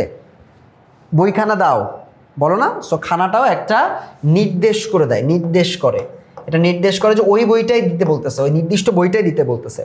জন যুক্ত হয়, জন যুক্ত হয় একটা ক্ষেত্রে, শুধু মানুষের ক্ষেত্রে আমরা জন নির্দেশ করতে পারি, জন কিন্তু আমরা অন্য ক্ষেত্রে ব্যবহার করে থাকি না। সো তোমরা যারা পড়তেছো তাদের জন্য এটা একটি ইম্পর্টেন্ট মনে রাখাটা, যে জনটা বলবে যে নিচের কোনটি শুধুমাত্র মানুষের ক্ষেত্রে ব্যবহৃত হয়, দেওয়া থাকবে জন। সো তখন তোমাকে এমসিকিউটার উত্তর করতে হবে, যেমন একজন হতে পারে, বন্ধুজন হতে পারে, অন্যজন হতে পারে। তুমি কিন্তু তুমি বিড়ালজন বলতে পারবে না, বিড়ালজন বলতে পারবে না, অন্যজন হতে পারে, পণ্ডিতজন হতে পারে, সবগুলো মানুষকে নির্দেশ করতেছে। সো এই জন্য এটাকে আমরা এভাবে চিহ্নিত করে একটু স্পেশালাইজ করি। যেমন মনে করো একজন রাজা মানুষের সাথে যুক্ত হইল, 2জন ভিক্ষুক, 3জন পণ্ডিত ইত্যাদি। আমরা কিন্তু বলি না একজন বিড়াল বলি, আমাদের সাথে একজন বিড়াল আসছে, তুমি দুষ্টামি করে ওটা বলো, বাট এটা ব্যাকরণগতভাবে ভুল, জন বসানো যায় না, বুঝে গেছে? জনটা শুধু মানুষকে নির্দেশ করে এমন সংখ্যার সাথে বসাতে পারবা। আচ্ছা, 4 নম্বর হচ্ছে টুকু। আচ্ছা, এখানে যে অধিক সংখ্যার ক্ষেত্রে আমরা জন ব্যবহার করি, এটা একটু একটা মনে রাখো। যেমন 25 জন, জনটা ব্যবহার করছি একজনের ক্ষেত্রে ব্যবহার করলাম, মানুষজনের ক্ষেত্রে ব্যবহার করলাম, সংখ্যা দিয়েও আমরা এটা ব্যবহার করতে পারি। টুকুটা নির্দেশ করা হচ্ছে বস্তুর ক্ষেত্রে, বস্তুর ক্ষেত্রে আমরা টুকু দিয়ে থাকি। বস্তু বা যেটা ধরা যায় না এমন জিনিসের ক্ষেত্রেও আমরা টুকু ব্যবহার করে থাকি, যেমন সামান্যটুকু, হাসিটুকু ধরতে পারবা না, পালকটুকু, এতটুকু, ঠিক আছে, সময়টুকু, একটু আধটুকু, যতটুকু ততটুকু, এরকম অনেকগুলো ব্যাপার আছে, যে যতটুকু পানি আছে ততটুকু ঘি দাও। হ্যাঁ, আমি জাস্ট বলার জন্য বললাম। তো এরকম অনেকগুলো ব্যাপার আছে যেগুলোকে আমরা টুকু ব্যবহার করে থাকি। টুকু মূলত বস্তুর একটা নির্দিষ্ট অংশকে বোঝানোর জন্য বা সামান্য অংশকে বোঝানোর জন্য টুকু আমরা ব্যবহার করে থাকি। পারবা? টুকুটা পারবে? এখন তোমাকে যদি 4টা নির্দেশক জিজ্ঞেস করা হয়, তুমি কি 4টা নির্দেশক বলতে পারবে?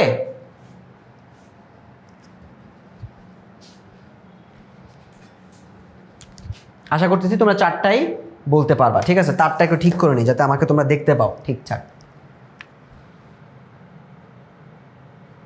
ওকে, এরপর একটু দেখি আমরা কিছু বহু নির্বাচনী, বলছি যে টপিকগুলো ছোট ছোট। সো ছোট একটা টপিক আমরা পড়তেছি, সেই ছোট টপিকের মধ্যে এবার একটু আমরা দেখব বোর্ড পরীক্ষায় যে প্রশ্নগুলো আসতেছে ওই প্রশ্নগুলোর অবস্থা কেমন থাকে। প্রথম হচ্ছে সামান্য বা অল্প পরিমাণ বোঝাতে কোন, এখানে দেখো ডাইরেক্টলি দিছে সামান্য বা অল্প পরিমাণ বোঝাবে। সো এটা আমরা বলছি টুকু, টি, খানা, খানি। বলো, তুমি একটু পড়ো, এগুলো কিন্তু মুখস্থ করার জিনিস না, এটাও তোমাদের অনুধাবন করে করে লিখতে হবে। সো আমাদের এই টপিক থেকে অবশ্যই এমসিকিউগুলো দেখতে হবে। এরপর আমাদের আরও কয়েকটা টপিক আছে, টপিকগুলো আমরা পড়বো, বাট এই টপিকটার উত্তরটা একটু আমাকে বলো। সামান্য বোঝাইতে একটু আগে পড়ছি, মাত্রই পড়লাম।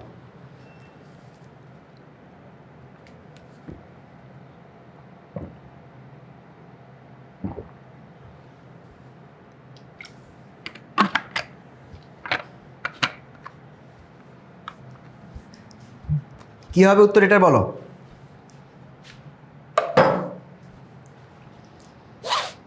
টুকু হবে না? টুকু হবে তো, এটা তো টুকুই হবে মনে হচ্ছে, সবগুলোই হইতে পারে, বাট আমরা যদি বলে যে নির্দেশক কোনগুলো, সবগুলা, বাট এটা হবে হচ্ছে টুকু। মাত্রই আমরা পড়ছি যে টুকুটাকে হচ্ছে সামান্য পরিমাণ বোঝানোর জন্য টুকুটা আমরা ব্যবহার করে থাকি। কোন নির্দেশকটি শব্দের পরে আলাদাভাবে বসে? শব্দের পরে আলাদাভাবে বসে কোন নির্দেশক? জন, টুকু, খানা, খানি শব্দের পরে আলাদাভাবে বসে। 25 জন, জন হবে? ইয়েস। ঢাকা বোর্ড, যশোর বোর্ডের প্রশ্ন এটা, মানে কঠিন বোর্ডেও আসছে, সহজ বোর্ডেও আসছে। তোমরা আবার ঢাকা বোর্ডের সময় মাইন্ড করো না যে ভাই ঢাকা বোর্ডকে সহজ বলতেছেন। সহজ বলতে সহজ, সমস্যা কি? A+ পাইতেই হবে আমাদের তাইলে। আচ্ছা, কোন নির্দেশকটি বিশেষ্য বিশেষণ শব্দের সঙ্গে ব্যবহৃত হয়? এটা একটু কঠিন, দেখো ঢাকা বোর্ডে আসছে, যদিও কঠিন কেন বললাম, মানে বিশেষ্য বিশেষণ পদ আলাদা করে এগুলো তো মনে হয় সবগুলোই বসে। যেমন মনে করো তুমি যদি একটা নাউন দাও,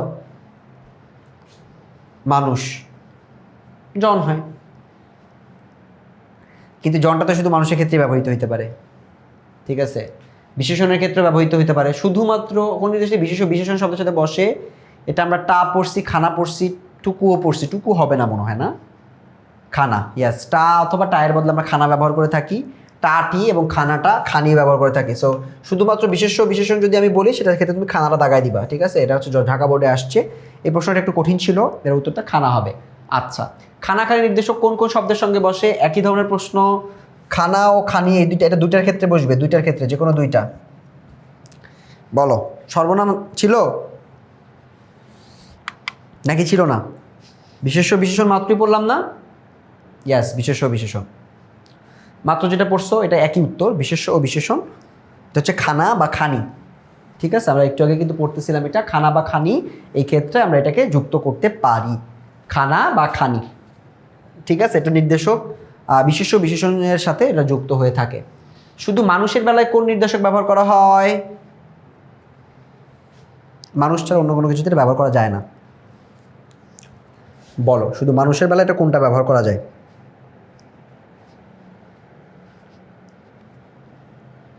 বলো তো, তোমরা উত্তর লিখবা, আমি উত্তরটা ভেরিফাই করে দেবো। এর উত্তরটা হচ্ছে জন। জনটা আমরা অন্য কোনো কিছু ক্ষেত্রে ব্যবহার করতে পারি না, এটা হচ্ছে মানুষের ক্ষেত্রে শুধুমাত্র ব্যবহৃত হয়ে থাকে। কুমিল্লা বোর্ডের এত সহজ প্রশ্ন আমি আগে দেখি নাই, বাট ইয়েস, এটা সহজ। আচ্ছা, পরিমাণের স্বল্পতা বোঝাতে কোনটি ব্যবহৃত হয়? টুকু ব্যবহৃত হয়, টুকু। ঢাকা, চট্টগ্রাম, যশোর। কোনো কিছুর সামান্য পরিমাণ বোঝাতে কিসের ব্যবহার করা হয়? টুকু। এটা আমি বারবারই পড়তেছি, তার মানে টুকুটা একটু ইম্পর্টেন্ট। সামান্য পরিমাণ বলতে টুকু ব্যবহৃত হয়, এটা কোনোভাবে ভুল করবা না, এটা থেকে প্রশ্ন আসতে দেখা গেছে। সো গাইস, এরই মধ্য দিয়ে আমাদের প্রথম যে কতগুলো টপিক ছিল, 4টি টপিক, এটা পড়া শেষ হলো। আমরা পড়ে ফেলেছি নির্দেশক, এবং আশা করছি নির্দেশকের সব থেকে কোর জায়গা, টপিকটাও ছোট এবং এমসিকিউ কিছু ছোট জায়গা থেকে আসে। এটা কিন্তু আমি তোমাদেরকে প্রশ্নগুলো সলভ করার সময় বারবার বলে দিয়েছি যে কোন অংশ থেকে প্রশ্ন আসতেছে একটু চিন্তা করে রাখো। সেই জন্য এই অংশগুলো একটু বেশি মনোযোগ দিয়ে পড়তে হবে এবং এই ধরনের এমসিকিউগুলোই বারবার প্র্যাকটিস করতে হবে। আশা করছি নির্দেশকের টপিকটা তোমাদের ক্লিয়ার হয়েছে। আমরা পড়ব বচন। বচন আমাদের পরীক্ষার জন্য খুবই খুবই গুরুত্বপূর্ণ। তার কারণ হচ্ছে বচনের ক্ষেত্রে আমাদেরকে মনে রাখতে হয় যে কোন শব্দের পরে কোন বচনটা আমি বসাবো, ঠিক এক বচন নাকি বহু বচন। এই বহু বচন করতে গেলে কিছু জিনিস আমাদেরকে বসাতে হয়, কিছু শব্দ আমাদেরকে বসাতে হয়, একটার সাথে একটা শব্দ বসাতে হয়, অন্য শব্দ বসালে আবার ভুল হয়ে যায়। কোন বচনে কি শব্দ হয়, কোথা থেকে প্রশ্ন বেশি বেশি আসে, কোথা থেকে প্রশ্ন কম কম আসে, ওটাই বলবো আজকের এই অংশটাতে। চলো শুরু করা যাক বচন নিয়ে পড়াশোনা। বচন মূলত নাম্বারকে ডিফাইন করে, সংখ্যার ধারণা। এটা কয়টা আছে, একটা আছে নাকি অনেকগুলো আছে, একের অধিক আছে। একের অধিক থাকলে বহু বচন, একটা থাকলে এক বচন। এটা তোমরা ছোটোবেলা থেকে অনেকবার পড়ছো, ঠিক আছে? সো বাংলা ভাষায় বচন দুই প্রকার, এক বচন এবং বহু বচন। সাধারণত কিছু প্রত্যয় বা শব্দ, তার মানে শব্দের পরে কিছু জিনিস যুক্ত হয়ে আমরা, যেমন শিক্ষক, শিক্ষক মণ্ডলী, ঠিক আছে? সো এক্ষেত্রে আমরা কিন্তু সাধারণত শব্দের সাথে আমরা এটাকে যুক্ত হতে দেখি, ঠিক আছে? শব্দের পরেই বেশিরভাগ যুক্ত হয়, এটাকে আমরা বলে থাকি আমাদের বহু বচন করা। এক বচন শব্দের কিছু উদাহরণ আছে, যেমন শিক্ষক, আমরা যদি এখানে শিক্ষক মণ্ডলী যুক্ত করি, বৃন্দ যুক্ত করতে পারি, ঠিক আছে? এগুলোকে আমরা বলে থাকি এক বচন এবং পরবর্তীতে বহু বচন হয়ে যায়। বইটি কোথায় হারিয়ে গেল, বইটি, এখানে একটা নির্দেশক দেখতে পাচ্ছি, এটা এক বচনের ক্ষেত্রে ব্যবহৃত হয়েছে। বইয়ের সাথে টি একটি নির্দেশক, আমি বলতে না বলতেই বলে দিছে। এটা বহু বচনের ক্ষেত্রে এখানে বহু বচন কোনো প্রত্যয় আমরা দেখি নাই। সো যেখানে আমরা দেখে শব্দটা শুনে বুঝবো যে এটা মূলত একজনকে নির্দেশ করতে পারে, সেটাকে আমরা বলবো এটা একটা, একজন বা একটি বা একটা, এগুলো যখন নির্দেশ করবে তখন সেটা হবে এক বচন।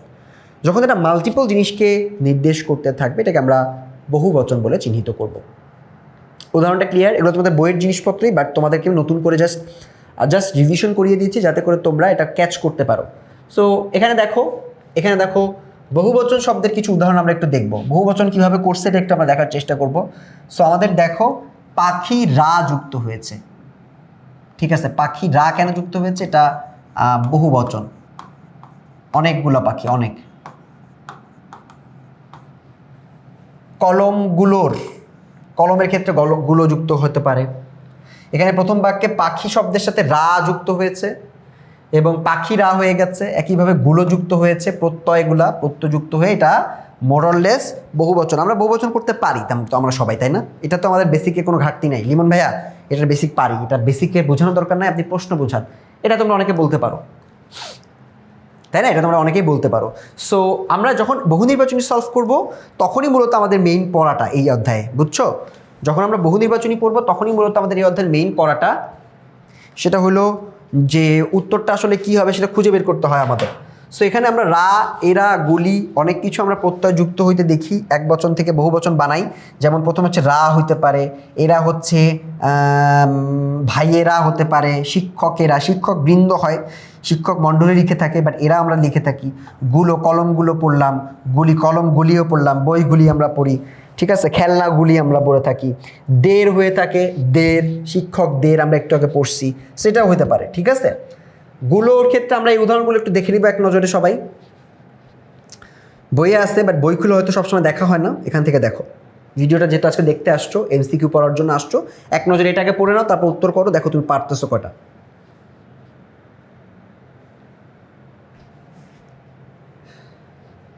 সব বলো। গুলোর ক্ষেত্রে আমরা দেখে থাকি, এই যে একটু আগে পড়তেছিলাম আমরা, এরা পড়লাম। গুলোর ক্ষেত্রে আমরা বলি ফুলগুলো, বইগুলো, বইগুলি, মাছগুলি, ছেলেদের মেয়েদের, দের যুক্ত হয়েছে, ছেলেদের মেয়েদের, বন্ধুদের বলি না আমরা, বন্ধুদেরও তো বলি। কিছু কিছু এক বচন বহু বচন হওয়ার সময় কাঠামো পরিবর্তন ঘটায়, এটা একটা কাঠামো পরিবর্তনের এক্সাম্পল। যেমন ধরো এই যে এক বচন হচ্ছে আমি, বহু বচন হচ্ছে আমরা, পুরো কাঠামো চেঞ্জ হয়ে গেছে। এক বচন হচ্ছে তুমি, তোমরা, সে, তারা, তিনি, তারা, এগুলো হচ্ছে সব কাঠামো পরিবর্তন হয়ে যায়। এটাতে প্রথম পুরুষ, দ্বিতীয় পুরুষ, তৃতীয় পুরুষের ওই যে প্রথম পুরুষ না, প্রথম পুরুষ মানে ফার্স্ট পার্সন, সেকেন্ড পার্সন আর থার্ড পার্সন, এই এক্সাম্পলগুলোতে আমরা বহু বচন যখন করি তখন কিন্তু পুরো কাঠামোগত একটা বিরাট পরিবর্তন আমরা দেখতে পাই, ঠিক আছে। প্রাণী বা বস্তুর দলকে বহুবচন করতে সব, সমূহ, আবলি, আবলি থেকে প্রশ্ন আসে, মালা, গুচ্ছ যুক্ত করি, বাট গুচ্ছ প্রাণীর ক্ষেত্রে যুক্ত হয় না। সো সব, যেমন ভাই সব, পাখি সব, করে রব, শুনছো? পাখি সব করে রব, শুনো নাই? আচ্ছা, এগুলো কবিতার লাইন। আচ্ছা, সমূহ, নক্ষত্র সমূহ আমরা বলি, বৃক্ষ সমূহ, বৃক্ষরাজিও বলা হয়, বাট বৃক্ষসমূহও বলা থাকে। তারপর তোমার মনে করো আরও অনেকগুলো জিনিস এখানে তোমাদের মূল বইতে যদি তোমরা দেখো কয়েকটি জিনিস আছে। আমরা এক্ষেত্রে বৃক্ষরাজির কথা আমি তোমাদেরকে বলছিলাম, গুল্ম, গুচ্ছ যুক্ত হয়, গুল্মগুচ্ছ আমরা বলে থাকি। সেরকম কয়েকটা বহুবচন আছে, যে বহুবচন এক বচন থেকে আমাদের বহুবচন করাটা শিখতে হবে, যে আমরা এটা করতে পারি। যদি করতে পারো তারপর তুমি এমসিকিউগুলো পারবা। চলো বাকি এক্সাম্পলগুলো আমরা একটু এমসিকিউ থেকে দেখি। বচন শব্দটি প্রকৃতপক্ষে কিসের ধারণা দেয়? দেখছো লাইনটা, একটা লাইন থেকে প্রশ্ন আসছে, উদাহরণ বাদ, লাইন থেকে প্রশ্ন দিছে, কি হবে বলো?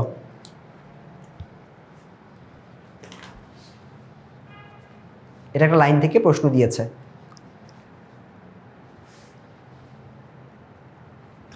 সো এটার উত্তরটা বলো সবাই। বচন শব্দটি প্রকৃতপক্ষে কিসের ধারণা দেয়?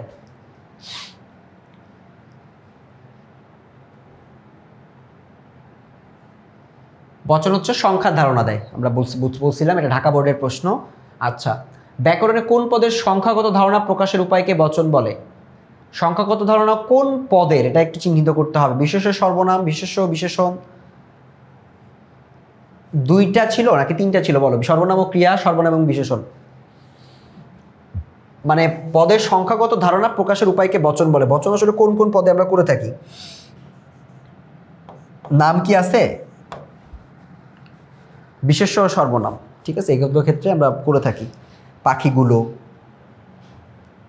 ঠিক আছে। সো বচন আমরা যখন করি নামের করি, আর ওই নামের পরিবর্তে যেটা ব্যবহার করি ওইটা করে থাকি, ঠিক আছে, বিশেষ্য, সর্বনাম।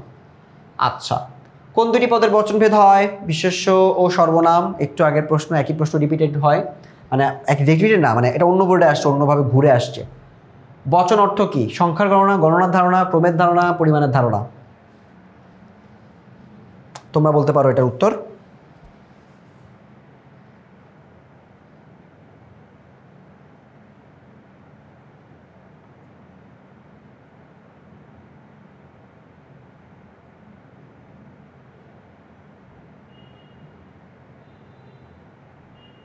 বলো এটা উত্তরটা কী হবে? এটা পারবা? এটা একটু আগে আসছে।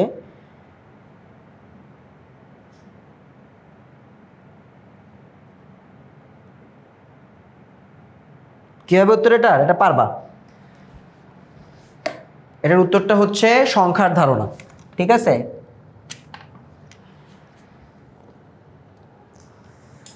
ওকে, পরবর্তী টপিকে যাব, পরবর্তী এমসিকিউতে যাব।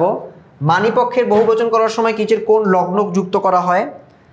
আমরা মানিপক্ষ যখন, মানিপক্ষ মানে যারা সম্মানিত ব্যক্তিদেরকে বা সম্মানীয় যেটা আছে আপনি বলি, সেক্ষেত্রে আমরা কি জিজ্ঞেস করি? যারা সম্মানিত মানি ব্যক্তি তাদের ক্ষেত্রে এটাকে একটু বলতে হবে। উত্তরটা কি? মানিপক্ষের বহুবচন করার সময় নিচের কোন লগ্ন? মালা,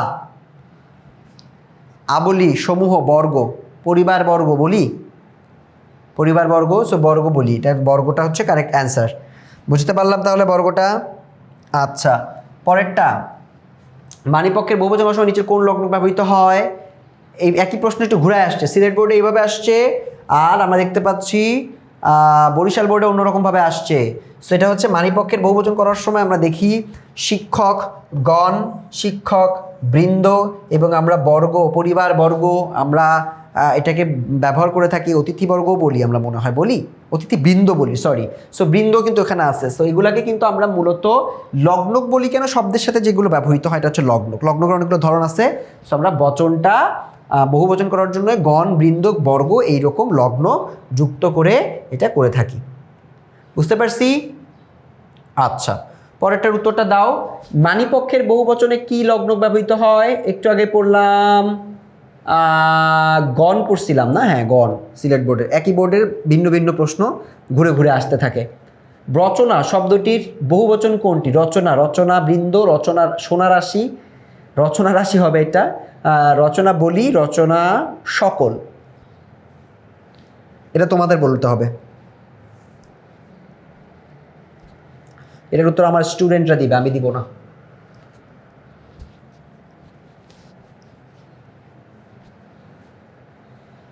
কি হবে রচনার? এটা হচ্ছে রচনা বলি, আবলি যুক্ত করতেছিলাম না, আবলি, এটা হচ্ছে রচনা বলি। ঠিক আছে, আচ্ছা, কোন বহুবচন বোধক? এটা ইজি, বহুবচন আমার কাছে খুবই ইজি লাগে। এক বচন, বহুবচন, বচন পড়াটা আসলে কঠিন না। আমরা জাস্ট বোর্ড প্রশ্ন সলভ করতেছি, যাতে আমাদের যদি এই বোর্ডের থেকে কোনো বোর্ডে এটা থেকে প্রশ্ন আসে, প্রশ্ন যদি একটু সহজ হয় তাহলে তোমরা এখান থেকে দেখতে পাবে। দেখছো কুমিল্লা বোর্ডের প্রশ্ন কিন্তু বেশি তেমন আসে নাই বচন থেকে, কারণ ওরা কুমিল্লা বোর্ড ওরা একটু ঝামেলা করতে চায়, ওরা এখান থেকে প্রশ্ন দেয় না। এটা আমার একটা জাস্ট একটা পারসেপশন, আমি বলি এটা সত্য নাও হতে পারে, বাট আমি জাস্ট বলতেছি যে কুমিল্লা বোর্ডে দেখবা এই সহজ টপিক থেকে প্রশ্ন দেয় নাই। কোন বহুবচনগুলো বোধক শব্দগুলো বস্তুবাচক শব্দ ব্যবহৃত হয়? বস্তুবাচকের ক্ষেত্রে কোনটা ব্যবহার করি আমরা? কুল, সমূহ, বৃন্দ। বৃন্দ তো আমরা মানুষের ক্ষেত্রে ব্যবহার করি। বর্গবৃন্দ, মালা, কুল, নিচয়, সকল, আবলি, সমূহ, মালা। আবলি, সমূহ, মালা হবে না?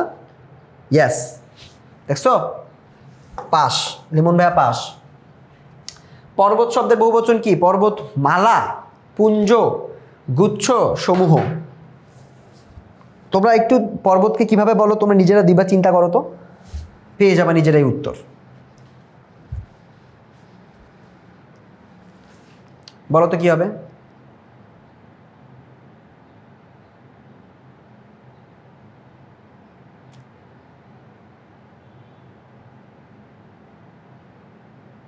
কি হবে এর উত্তর? পর্বতমালা, তাই না? এটা আমরা আগেও পড়ছি, পর্বতমালা। আচ্ছা, সো এরই মধ্য দিয়ে আমাদের বচন, একটা সহজ টপিকের সহজ কিছু এমসিকিউ যেগুলো বারবার পরীক্ষায় আছে সেটা আমরা দেখে নিলাম, এবং এরই মধ্য দিয়ে আমাদের বচনের টপিকটা শেষ হলো। এবারে আমরা পড়ব সবথেকে খুব কানেক্টেড দুইটা টপিক, যেখান থেকে পরীক্ষায় প্রশ্ন আসে সেরকম একটা টপিক এবারে আমরা পড়ব, সেটা হচ্ছে বিভক্তি। বিভক্তি, ক্রিয়া বিভক্তি, এগুলো থেকে আমরা পরীক্ষায় প্রশ্ন আসতে দেখি। সো প্রথমে আমরা বিভক্তি পড়ব, তারপর আমরা ক্রিয়া বিভক্তি পড়ব, তারপর আমরা ক্রিয়ার কাল পড়ব। সো ফার্স্টে আমরা একটু ক্রিয়া বিভক্তি এবং ক্রিয়া বিভক্তিটা একটু দেখে নেই। বিভক্তি এবং ক্রিয়া বিভক্তি থেকে কিন্তু বারবার আমরা পরীক্ষায় প্রশ্ন আসতে দেখি। তো চলো শুরুতে একটু বেসিক দেখে নেওয়া যাক, তারপর আমরা কিছু এমসিকিউ সলভ করার মাধ্যমে পুরো টপিকটাকে আত্মস্থ করে নিব। ফার্স্টে বিভক্তি কী? সো বিভক্তি হচ্ছে, আমরা অনেকক্ষণ এতক্ষণ ধরে যখন বিভিন্ন টপিকগুলো আমরা পড়তেছিলাম, আমরা দেখতেছিলাম না এক একটা টপিকে বলতেছে যে শব্দের সাথে বিভক্তি যুক্ত হয়, বিভক্তি যুক্ত হয়ে তারা কার্য সাধন করে। সো এক্ষেত্রে আমরা বিভক্তিকে বলতে পারি যে বিভক্তি হলো এটা মূলত তোমার শব্দের সাথে যে অংশগুলো যুক্ত হয়ে শব্দকে পরিবর্তিত করে। যেমন বিশেষ্য ও সর্বনামের সঙ্গে অর্থহীন যে চিহ্ন যুক্ত হয় সেগুলোকে বিভক্তি বলে। এগুলো অর্থহীন হয়ে থাকে এবং এটা বাক্যে যখন আমরা পদগুলো ব্যবহার করে থাকি তখন বিভক্তিগুলো আমাদের প্রয়োজন হয় বাক্যটাকে সাবলীল রাখার জন্য। এ আছে হৃদয়ে, হৃদয়কে তুমি বলতেছে এ হৃদয়ে। তারপর তে আছে অন্তস্থ হতে পারে, ঠিক আছে, আমায় হতে পারে, রে হতে পারে, কে হতে পারে, তোমাকে, তারপর র হতে পারে, এর হতে পারে, অনেক কিছু হতে পারে। আমরা একটু উদাহরণ ভিত্তিক দেখলে আমাদের জন্য আস্তে আস্তে, যেমন মাছের মাছের মাছের মায়ের পুত্র শোক, মাছ এর যুক্ত হয়েছে মাছের, ঠিক আছে, এরকম কিন্তু হয়ে থাকে। যেমন মাছে কিনা ধরে, এখানে এ যুক্ত হয়েছে, তাই না? হ্যাঁ, এ যুক্ত হয়েছে বিভক্তি। ছেলেকে সঙ্গে নিয়ে হাটে বাজারে, হাট এ যুক্ত হয়েছে, ঠিক আছে। ছেলেতে আমরা ছেলের সাথে কে যুক্ত হইতে দেখছি, একাধিক বিভক্তিও কিন্তু আমরা যুক্ত হইতে দেখি। সো বাড়ির সামনে রাস্তা দিয়ে রিক্সা চলাফেরা করছে, বাড়ির সামনে রাস্তা দিয়ে, রাস্তা এবং দিয়ে শব্দের সাথে যুক্ত আছে। যেমন বাড়ির সাথে র যুক্ত হয়েছে, সামনে রাস্তা দিয়ে আমরা এখানে দেখতে পাচ্ছি, রাস্তার ক্ষেত্রেও আমরা বিভক্তি যুক্ত হইতে দেখতেছি, আবার দিয়ে ক্ষেত্রেও আমরা যুক্ত হইতে দেখতেছি। এবং দিয়ে একটা ইটসেলফ এরকম যে অংশগুলো, সে অংশগুলো দিয়ে আমরা শব্দগুলো যুক্ত করতে পারি, ঠিক আছে। বিভক্তিকে এখন আমরা কয় ভাগে ভাগ করতে পারি? লিমন ভাই বিভক্তি তো পড়বো, আমি বিভক্তি ভাগ পড়বো না, বলো। আমরা বইয়ের অনুযায়ী এই কয়েকটা জিনিস পড়লাম এবং বিভক্তির 3টা ভাগ আছে। কয়টা ভাগ আছে বিভক্তির? 3টা ভাগ আছে। 3টা ভাগ কি কি? প্রথমটা হচ্ছে এ তে অন্তস্থ রে বিভক্তি। এটা আলাদা করে তুমি কোনো নাম পাবা না, বাট একটা ব্যাখ্যা পাবা। সাধারণত ক্রিয়ার স্থান কাল ভাব বোঝাতে যেটা ব্যবহৃত হয় এটা দিয়ে একটা ভাগ, ঠিক আছে। এটা কখনো কখনো বাক্যের কর্তার সঙ্গে যুক্ত হবে, ঠিক আছে। যেমন মনে করো এ বাক্যের কর্তা, বা আমরা তে দেখতে পাচ্ছি, যেমন মনে করো এই যে শব্দের শেষে ইকার বা উকার থাকলে তে বিভক্তি যুক্ত হয়, আকারান্ত শব্দের শেষে অন্তস্থ বিভক্তি যুক্ত হয়। সো বাকি এই যে কে বা রে বিভক্তিতে আমরা পরে যাব, আমরা একটু আগে এ তে অন্তস্থ রে এই বিভক্তিগুলো একটু দেখে। যেমন সকালে এ যুক্ত হয়েছে, স্থান কাল দিন দুপুরে, ভাব বোঝাচ্ছে হকারেরা কর্তার সাথে, হকারেরা, কম্পিউটারে,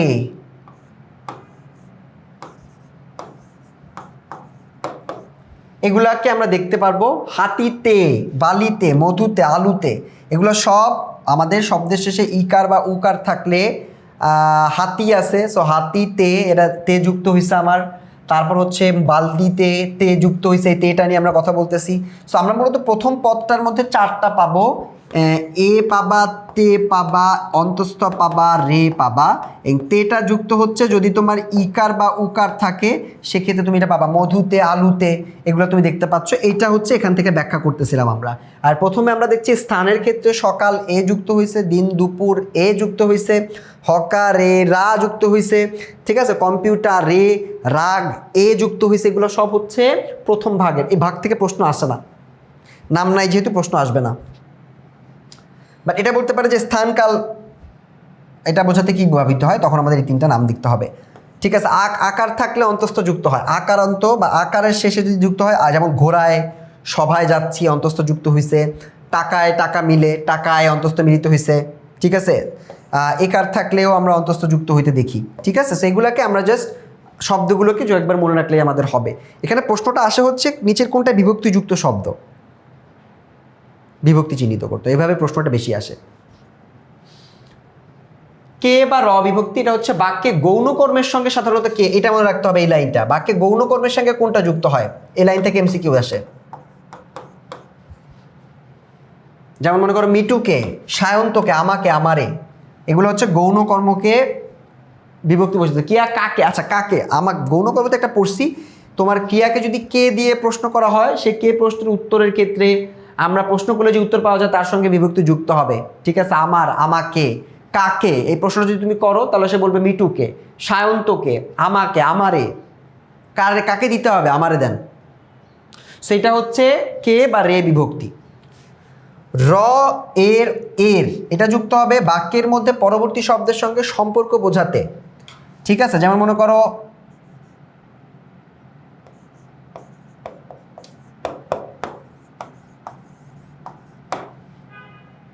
প্রজার, মানে তার সাথে সম্পর্ক, যে প্রজার বই, বইটা কার? প্রজার, প্রজার সাথে সম্পর্কিত করতেছে, সেগুলোর ক্ষেত্রে আমরা র এর এর, যেমন বইয়ের পাতা এর যুক্ত হয়েছে, সো এগুলাকে আমরা বলে থাকি র এর এর বিভক্তি, যেগুলো মূলত শব্দের সাথে সম্পর্ক বোঝাতে এগুলো ব্যবহৃত হয়ে থাকে। সো আমাদের মনে রাখতে হবে সম্পর্ক বোঝাতে কোনটা ব্যবহৃত হয়। তারপর হচ্ছে উত্তর পাওয়া যায় কোনটার ক্ষেত্রে, বাক্যে গৌণ কর্মের সঙ্গে কোনটা যুক্ত হয়, আর স্থান কালের ক্ষেত্রে কোনটা যুক্ত হয়। এই কয়েকটা এমসিকিউ চিহ্নিত করলে আমার মোটামুটি তোমার বিভক্তিটা ক্লিয়ার, ক্রিয়া বিভক্তিতে আমরা পরে যাচ্ছি, বিভক্তিটা ক্লিয়ার হয়ে যাবে। ঠিক আছে, যেখানে কিছু উদাহরণ দেওয়া আছে, এর বিভক্তির ক্ষেত্রে আমার ভাইয়ের রক্তে রাঙানো, তাহলে ভাইয়ের রক্ত, তাহলে ভাই এর, এটা হচ্ছে বিভক্তি। কোন বিভক্তিটা? এটা কোন বিভক্তি? এটা হচ্ছে তোমার সম্পর্ক বোঝায়।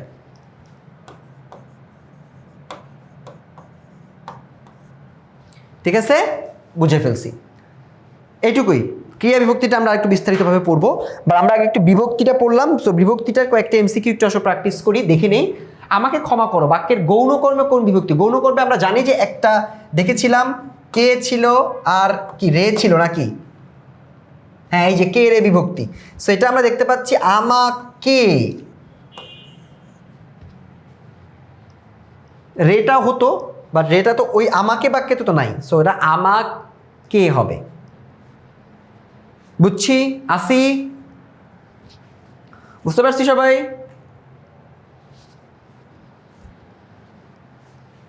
ওকে, বুঝতে পারছি। চলো পরেরটায় যাব। ক্রিয়ার কাল, স্থান, ভাব বোঝাতে বলছিলাম এভাবে আসবে, কুমিল্লা বোর্ডের প্রশ্ন। কোন বিভক্তি যুক্ত হয়? ক্রিয়ার কাল, স্থান ও ভাব বোঝাতে কোন বিভক্তি যুক্ত হয়? দেখো, এটা এখন সহজ মনে হবে কারণ মাত্র পড়ে উঠছো, তুমি এটা পড়ে উত্তর করতেছো, একটা টপিক পড়ছো তাই। বাট যখন তুমি 20টা টপিক একবারে পড়ে পরীক্ষার হলে যাবা, পরীক্ষার হলে একটা প্রেশার থাকবে, তখন কিন্তু এগুলো কঠিন মনে হবে। এই জন্য ভাই, ইজি হইলো 2-1বার পড়ো, 2বারের জায়গায় 4বার পড়ো, যাতে তুমি ভুলে গেলেও প্র্যাকটিসের কারণে তোমার এটা মনে থাকে। ঠিক আছে, তাহলে ক্রিয়ার কাল, স্থান ও ভাব বোঝাতে কোন বিভক্তি যুক্ত হয়? আমরা জানি এটার একদম প্রথমটা ছিল কে রে, তে হবে না, কে রে হবে। কে রে না আমরা একটু আগে অন্য একটা টপিকে পড়লাম, এটা হবে হচ্ছে এ আর তে। এটা কেমন? এই যে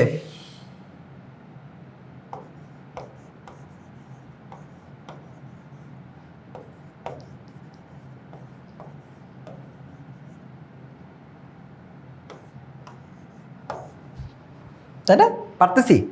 সেটা হচ্ছে সকালে, সেটা কাল বুঝাইলো। ভর দুপুরে আমরা পড়ছিলাম, দিন দুপুরে, সেটা হচ্ছে এ আর তে। শব্দের শেষে ইকার বা উকার থাকলে এ বিভক্তির রূপভেদে কি হয়? ইকার বা উকার,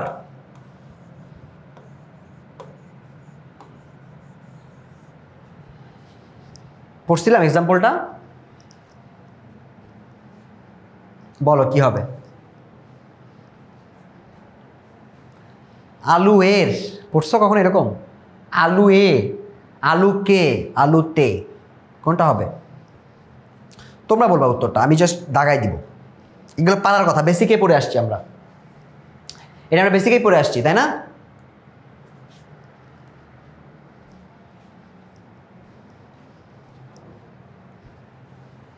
বলো, এটা উত্তরটা হচ্ছে তে, আলুতে। আমরা এটা একদম উদাহরণটা ডাইরেক্ট পড়ে আসছিলাম। রস্যুকার বা দীর্ঘ, রস্যুকার বা রস্যিকার থাকলে এটা আমরা ইউজুয়ালি তে ব্যবহার করি। আচ্ছা, লোকে কি না বলে, লোক শব্দের সঙ্গে কোন বিভক্তি আছে? লোকে, এ নাকি কে? এটা যারা পড়াশোনা একদম করো না তোমরা, তারা ভুল করবা। তার বাইরে সবার এটা পারার কথা, কারণ এটা খুবই সহজ একটা প্রশ্ন, খুবই খুবই বেসিক একটা প্রশ্ন। এর থেকে বেসিক প্রশ্ন আমার মনে হয় হইতে পারে না, এটা খুবই বেসিক। লোকে কি না বলে, লোক শব্দের সঙ্গে কোন বিভক্তি আছে? এ বিভক্তি। কে বিভক্তি তো নাই, কারণ কত ছিল লোক শব্দটার সাথে তো এ যুক্ত হয়েছে, লোকে। পরেরটা, গৌণ কর্মে কোন বিভক্তি হয়? একই এই ধরনের প্রশ্নই আসবে। গৌণ কর্মে কোন বিভক্তি হয় বলো? গৌণ কর্মে একটা দুইটা বিভক্তি পড়ছিলাম আমরা, একটা দেওয়া আছে এখানে। তো যখন বোর্ডে আসবে তখন এটা কিন্তু কঠিনই লাগবে।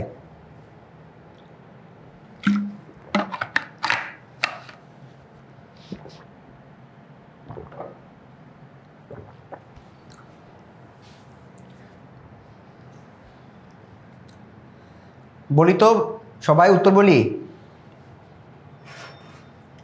সাধারণত গৌণ কর্মে কোন বিভক্তি হয়? কে বিভক্তি হয়, তে বিভক্তি হয়, এ বিভক্তি হয়, দ্বারা বিভক্তি হয়। এটা হচ্ছে কে বিভক্তি, কে আর রে পড়ছিলাম আমরা, ঠিক আছে। সাধারণত গৌণ কর্মে এটা এটা অনেকবারই আসছে, যশোর বোর্ডের প্রশ্ন।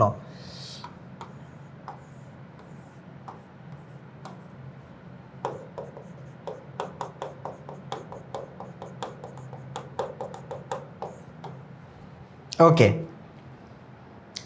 গৌণ কর্মের কোন বিভক্তি প্রয়োগ হয়? যারা শুধু কে পারবা তারা পরেরটাও দেখে নাও, রেও হবে, কে এবং রে দুইটা বিভক্তি তোমার গৌণ কর্মের সাথে যুক্ত হবে। আচ্ছা, সাধারণত ক্রিয়ার স্থান কাল ভাব বোঝাতে কোন বিভক্তি বসে? এটা আমি তোমাদেরকে একটু আগেই বলছি। মুখ্য কর্ম আর গৌণ কর্ম পড়ছিলাম না আমরা ওই যে সকর্মক অকর্মক পড়ার সময়, সো ওইটাই এখানে বোঝাচ্ছে। আচ্ছা, সাধারণত ক্রিয়ার স্থান কাল ভাব বোঝাতে কোন বিভক্তি বসে? কে, প্রথমটা কেটা ছিল? তে, অন্তস্থ একার, র আর এর, দিনে দুপুরে নাকি কি ছিল? স্থানকাল ভাব ছিল। তোমরা বলবা, আমি উত্তরটা জাস্ট দেখে দিব, কারণ বেসিক পড়াইছি কষ্ট করে, এখন তোমাদেরই পারার কথা এটা, ঠিক আছে?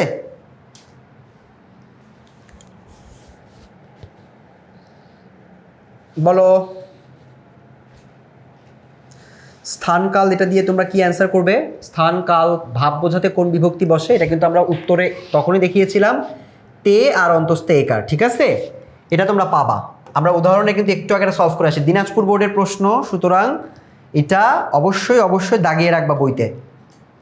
আমরা কিন্তু বিভক্তির মধ্যে দুইটা প্রশ্ন বারবার আসতে দেখতেছি, একটা হচ্ছে তোমার সাধারণ ক্রিয়ার ক্ষেত্রে স্থানকাল ভাবের এটা পাচ্ছি, আর একটা পাচ্ছি গৌণ কর্মেরটা। মুখ্য কর্ম, গৌণ কর্ম, এটা কিন্তু তোমরা অনেকেই পড়েছো, সো এটা থেকেও কিন্তু তোমরা প্রশ্ন পাবে।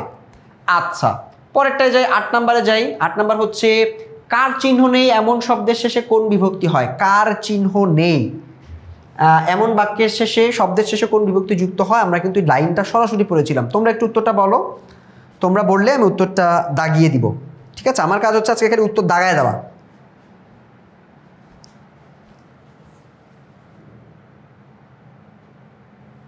ঠিক আছে, আমার কাজ হচ্ছে উত্তর দাগায় দেওয়া, তোমাদের কাজ হচ্ছে উত্তর দিবা খালি।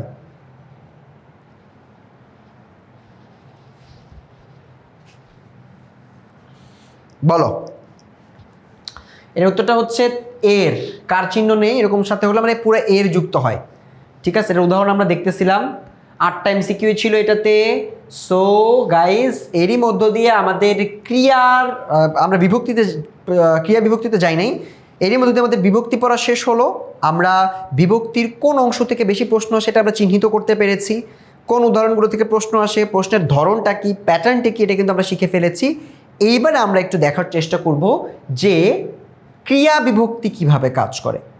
ক্রিয়া বিভক্তি নিয়ে অনেক কনফিউশন তোমাদের মধ্যে, পরীক্ষা প্রশ্ন আসতে অনেকে পারো না। সো আমরা এবার একটু ক্রিয়া বিভক্তি অংশটা দেখব, যে ক্রিয়া বিভক্তি কিভাবে কাজ করে, চিহ্নিত কিভাবে করতে হয়, কোন প্যাটার্ন এখান থেকে প্রশ্ন আসে। সো ফার্স্টে আমরা একটু বেসিক পড়বো, তারপর আমরা বোর্ড প্রশ্নের মাধ্যমে পুরো টপিকটাকে ঝালাই করে ফেলবো। চলো, ফার্স্টে একটা ক্রিয়ার তো আমরা দুইটা অংশ জানি, ক্রিয়ার একটা ক্রিয়া মূল থাকবে, তার সাথে একটা বিভক্তি যুক্ত হবে। তো এতক্ষণ আমরা যে বিভক্তিগুলো দেখছি এগুলোতে আমরা কোনো নাম দেখি নাই, এটা কি ক্রিয়ার সাথে হচ্ছে কিনা। আমরা বিশেষ্য আর বিশেষণের ক্ষেত্রে আমরা দেখছি, বিশেষ্য সর্বনামের ক্ষেত্রে দেখছি নাকি, আমরা পড়লাম না কোনটা কোনটার ক্ষেত্রে বিভক্তি আমরা বেশি যুক্ত হইতে দেখি।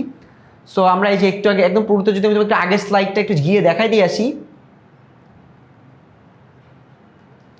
এই যে দেখো, এক্ষেত্রে আমরা সাধারণত বিশেষ্য এবং সর্বনামের সঙ্গে আমরা দেখছি, তাই না, এখানে আমরা বিভক্তি বলছি। বাট আরেকটা বিভক্তি যেটা আমরা এখন পড়বো, এই বিভক্তিটাকে আমরা ক্রিয়া বিভক্তি কেন বলতেছি, তার কারণ এটা হচ্ছে ক্রিয়ামূলের সাথে যেই বিভক্তিটা থাকে এটাকে আমরা বলি ক্রিয়া বিভক্তি।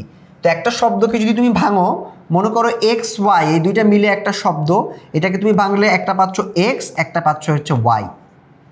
সো এই এক্সটাকে তুমি যদি বলো ক্রিয়ামূল,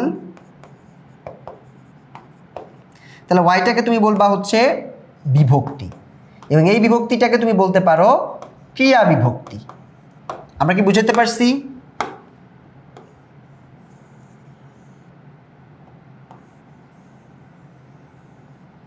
ঠিক আছে, এটা দিয়ে তুমি যদি একটু চিহ্নিত করার চেষ্টা করো, তো আমরা এখন ক্রিয়া বিভক্তির একটা প্যাটার্ন বা একটা সংজ্ঞা বুঝতে পারলাম। ক্রিয়ামূলের সঙ্গে মানে যেটাকে ভাঙলে আর ভাঙতে পারবে না, যেমন পর, এই যে পর, এই ক্রিয়ামূলটা আমরা সব জায়গায় দেখি। ঠিক আছে, পর, এগুলো আমরা একটা কাজ যেটাকে এটার সাথে আমরা পড়া, পড়েছি, পড়বো, পড়লাম, পড়েছিলাম, বিভিন্ন ধরনের বিভক্তি যুক্ত হয়ে থাকে, এবং এই বিভক্তিগুলো স্থান, কাল, পাত্র সব কিছু চেঞ্জ করে দেয়। সেটা আমরা একটু উদাহরণটার মধ্যে দেখব। যেমন মনে করো কেউ যদি বলে পড়ছি, ছি যুক্ত হইলে সেটা একটা রানিং কাজ, এখন পড়তেছে। পড়বেন, এটা মানে কি বুঝেছে? পরে পড়বে, টাইমটা চেঞ্জ হয়ে যেতেছে। সো এই টাইমটাকে আমরা এটার মাধ্যমে সুন্দর করে চেঞ্জ করে দেখাইতে পারি। ক্রিয়ার এই রূপটি আমরা বিভিন্ন ক্ষেত্রে দেখতে পাই, যে ক্রিয়ার এই রূপগুলো সাধারণ ভবিষ্যৎকালকে মানে কালের সাথে, ক্রিয়ার কালের সাথে কিন্তু ক্রিয়া বিভক্তির একটা সম্পর্ক আছে, যে জন্য আমরা ক্রিয়ার কালটা এটার সাথেই পড়ে ফেলবো। সো আমরা কিন্তু ক্রিয়া বিভক্তি এখানে সুন্দর করে দেখতেছি, যে যেটা ক্রিয়া মূলের সাথে যুক্ত হবে, এবং এটা মূলের সাথে যুক্ত হয়ে ক্রিয়ার কালকেও অনেক ক্ষেত্রে ডিফাইন করে দেয়। যেমন ঘটমান বর্তমান একটা দেখাচ্ছে, আবার এটা সাধারণ ভবিষ্যৎ দেখাচ্ছে। তোমরা এখনও ঘটমান বর্তমান সাধারণ ভবিষ্যৎ আমার কাছে পড়ো নাই, আমরা টপিকটা এখনও যাই নেই, বাট আমরা এখানে প্রাথমিকভাবে একটা জিনিস বুঝলাম, যে ক্রিয়া বিভক্তি মূলত আমরা যখন কোনো একটা শব্দকে দুইটা ভাগে বিভক্ত করব, কোনো একটা জায়গায় ক্রিয়াকে, সেই ক্রিয়ার প্রথমটা একটা থাকবে ক্রিয়া মূল, আর একটা থাকবে ক্রিয়া বিভক্তি। যেমন আমরা এই যে তোমাদের এক্স ওয়াইয়ের এক্সাম্পলটা দিয়ে দেখালাম, যে এক্স ওয়াই যদি একটা শব্দ হয়, এক্সটা হতে পারে একটা ক্রিয়া মূল, মানে যেটাকে তুমি আর ভাঙতে পারবা না, আর ক্রিয়া বিভক্তি হচ্ছে ক্রিয়ার সাথে যেটা যুক্ত হয়। যেমন পড়ার সাথে পড়েছিলাম, পড়বো, এটা একটা ক্রিয়ামূলের সাথে অনেকগুলো ক্রিয়া বিভক্তি যুক্ত হয়েছে। ঠিক আছে, আচ্ছা, তো এবার একটু আমরা পরবর্তী অংশে চলে যাই। এই যে যেমন পড়েছিল, এটা তার একটা আছে, পড়েছিল, এটা পাঁচটা চলে গেছে, আবার এটা কিন্তু পাঁচটা চলে গেছে। তো এটাকে আমরা আবার ক্রিয়া বিভক্তি হিসেবে দেখলাম, যেটা একটা পাস্ট হতে পারে। উদাহরণগুলোতে ছি, বেন, ছিল, এটা হচ্ছে একটা হচ্ছে তোমার বর্তমান, একটা হচ্ছে ভবিষ্যৎ, এটা হচ্ছে পাস্ট। হাতের লেখা বাজে হইতে পারে, বাট আমি জাস্ট নোটিস করলাম এটা। ব্যক্তিভেদে বাংলা ক্রিয়ার দুইটা রূপ আছে, একটা হচ্ছে সাধারণ রূপ আর একটা হচ্ছে প্রযোজক রূপ। ক্রিয়ার আমরা কিন্তু প্রযোজক ক্রিয়া পড়ছিলাম, খাওয়ায়, দেখাচ্ছেন, পড়ছিলাম। সেরকমভাবে একটা হচ্ছে সাধারণ রূপ, একটা হচ্ছে প্রযোজক রূপ। দুইটা আমরা ক্রিয়ার দুইটা রূপ দেখতে পাই, উভয় রূপের সঙ্গে যুক্ত ক্রিয়া বিভক্তির রূপ আলাদা। সাধারণ রূপে একরকম ক্রিয়া বিভক্তি, প্রযোজকের ক্ষেত্রে আমাদের একরকম ক্রিয়া বিভক্তি। যেমন ধরো এখানে একটু দেখতে পাচ্ছ সাধারণ ক্রিয়ার, প্রথম আমরা সাধারণ ক্রিয়া দেখব, তারপর আমরা প্রযোজক ক্রিয়া দেখব, কয়েকটা এক্সাম্পল দেখবো। আমাদের বইতে অনেক এক্সাম্পল আছে, আমরা সব দেখতেছি, আমরা জাস্ট কয়েকটা হাতে কলমে জাস্ট কয়েকটা এক্সাম্পল দেখে আমরা আমাদের পরবর্তী টপিকটাতে যাওয়ার চেষ্টা করব।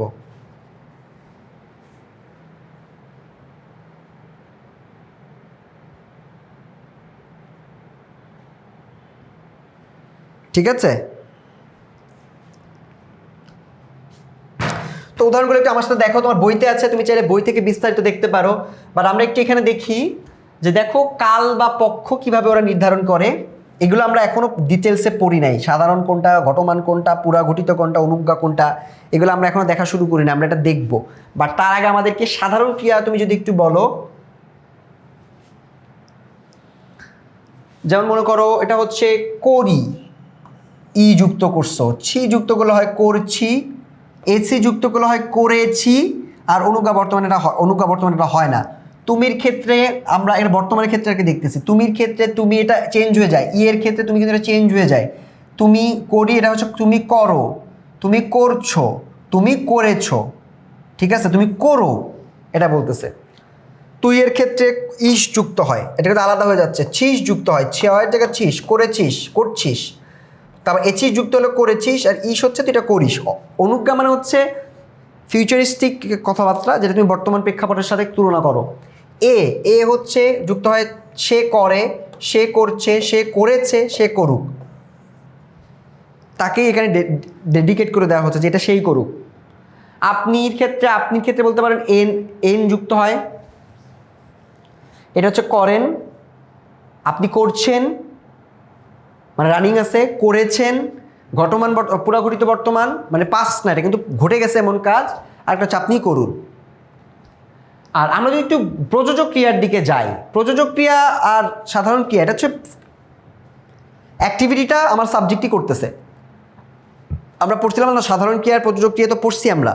প্রযোজক ক্রিয়া হচ্ছে কেউ করাচ্ছে, যেমন মনে করো খাওয়ানো, খাওয়ায়, যেমন আই, করাই, করাচ্ছি, কাজটা আমি করাই নিচ্ছি, করাচ্ছি, করিয়েছি, কাউকে দিয়ে করিয়েছি, প্রযোজক। আমি দেখলে আমি শব্দটা শুনলেই বুঝবো যে এটা প্রযোজক, মানে কাউকে দিয়ে করানো হয়।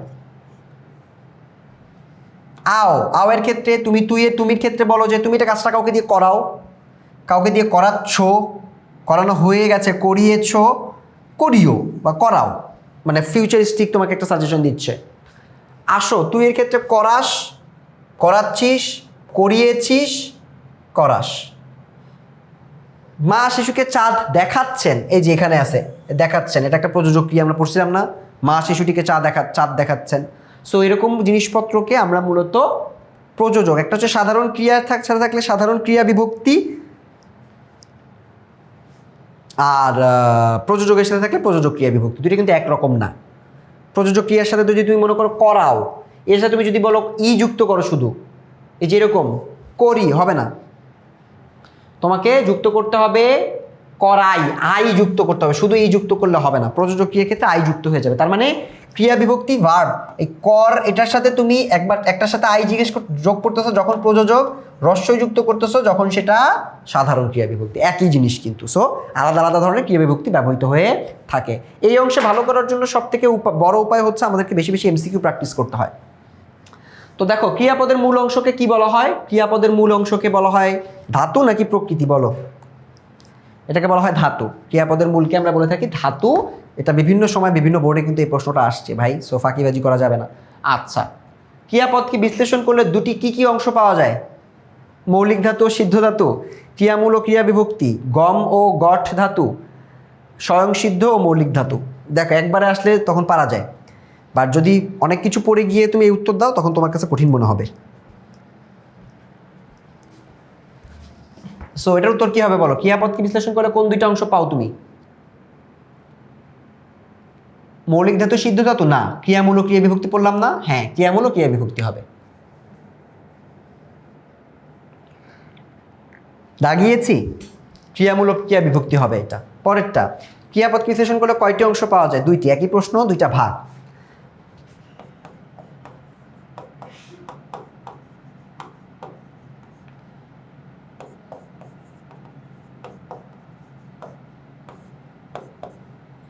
দুই ভাগে ভাগ করছে, সাধারণের ক্ষেত্রে একটা হয় আর হচ্ছে প্রযোজনের ক্ষেত্রে আরেকটা হয়। এই যেটা, তাই না? এটা আমরা লিখছি।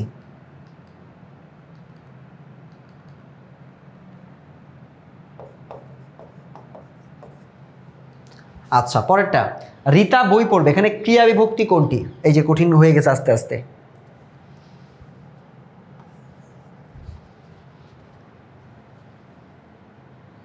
নাউনের সাথে ক্রিয়া বিভক্তি তো ক্রিয়ার সাথে থাকবে, ভার্বের সাথে থাকবে। তো রীতা বইটা পড়বে, এটা হচ্ছে কি ফিউচারিস্টিক।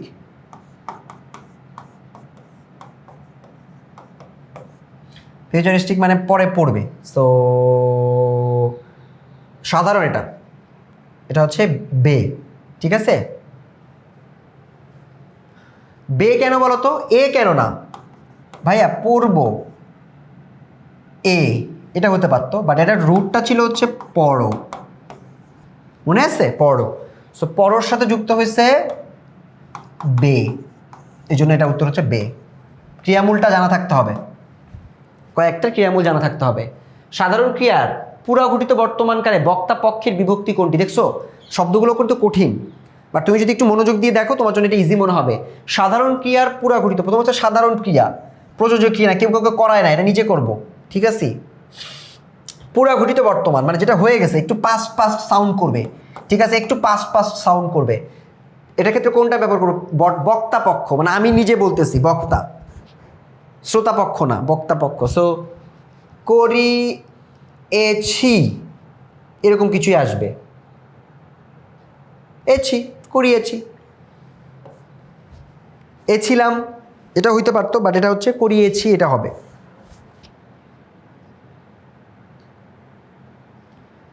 আচ্ছা,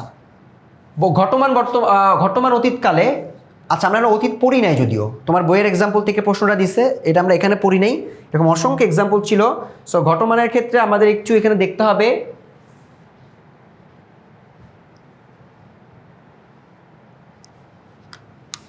কি বলবো এটাকে, ঘটমান অতীতকালে শ্রোতাপক্ষের ঘনিষ্ঠার্থক বিভক্তি কোনটি?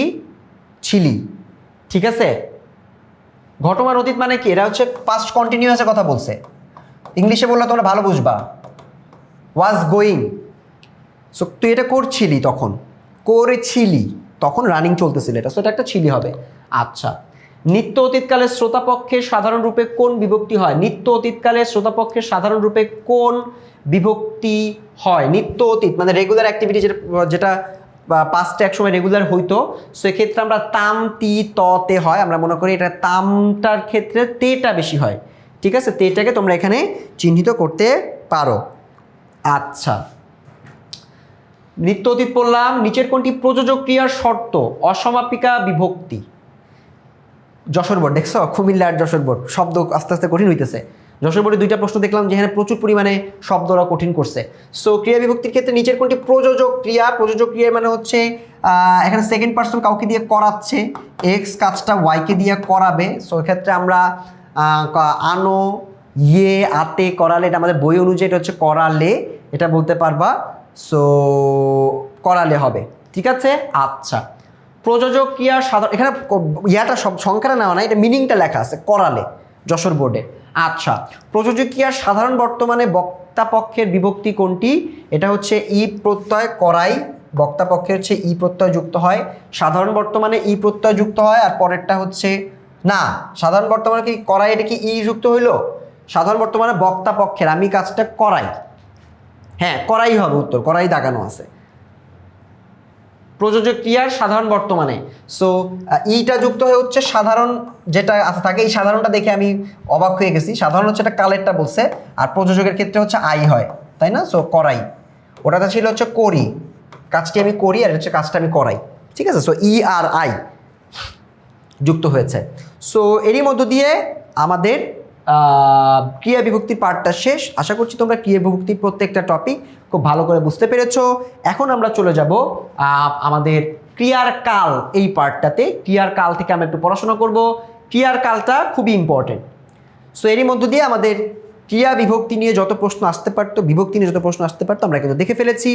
মোস্ট ইম্পর্টেন্টলি আমি তোমাদেরকে চিহ্নিত করে দিয়েছি যে কোন প্যাটার্ন থেকে এরা প্রশ্নটা করে। সো আশা করছি তোমরা ধরতে পেরেছো।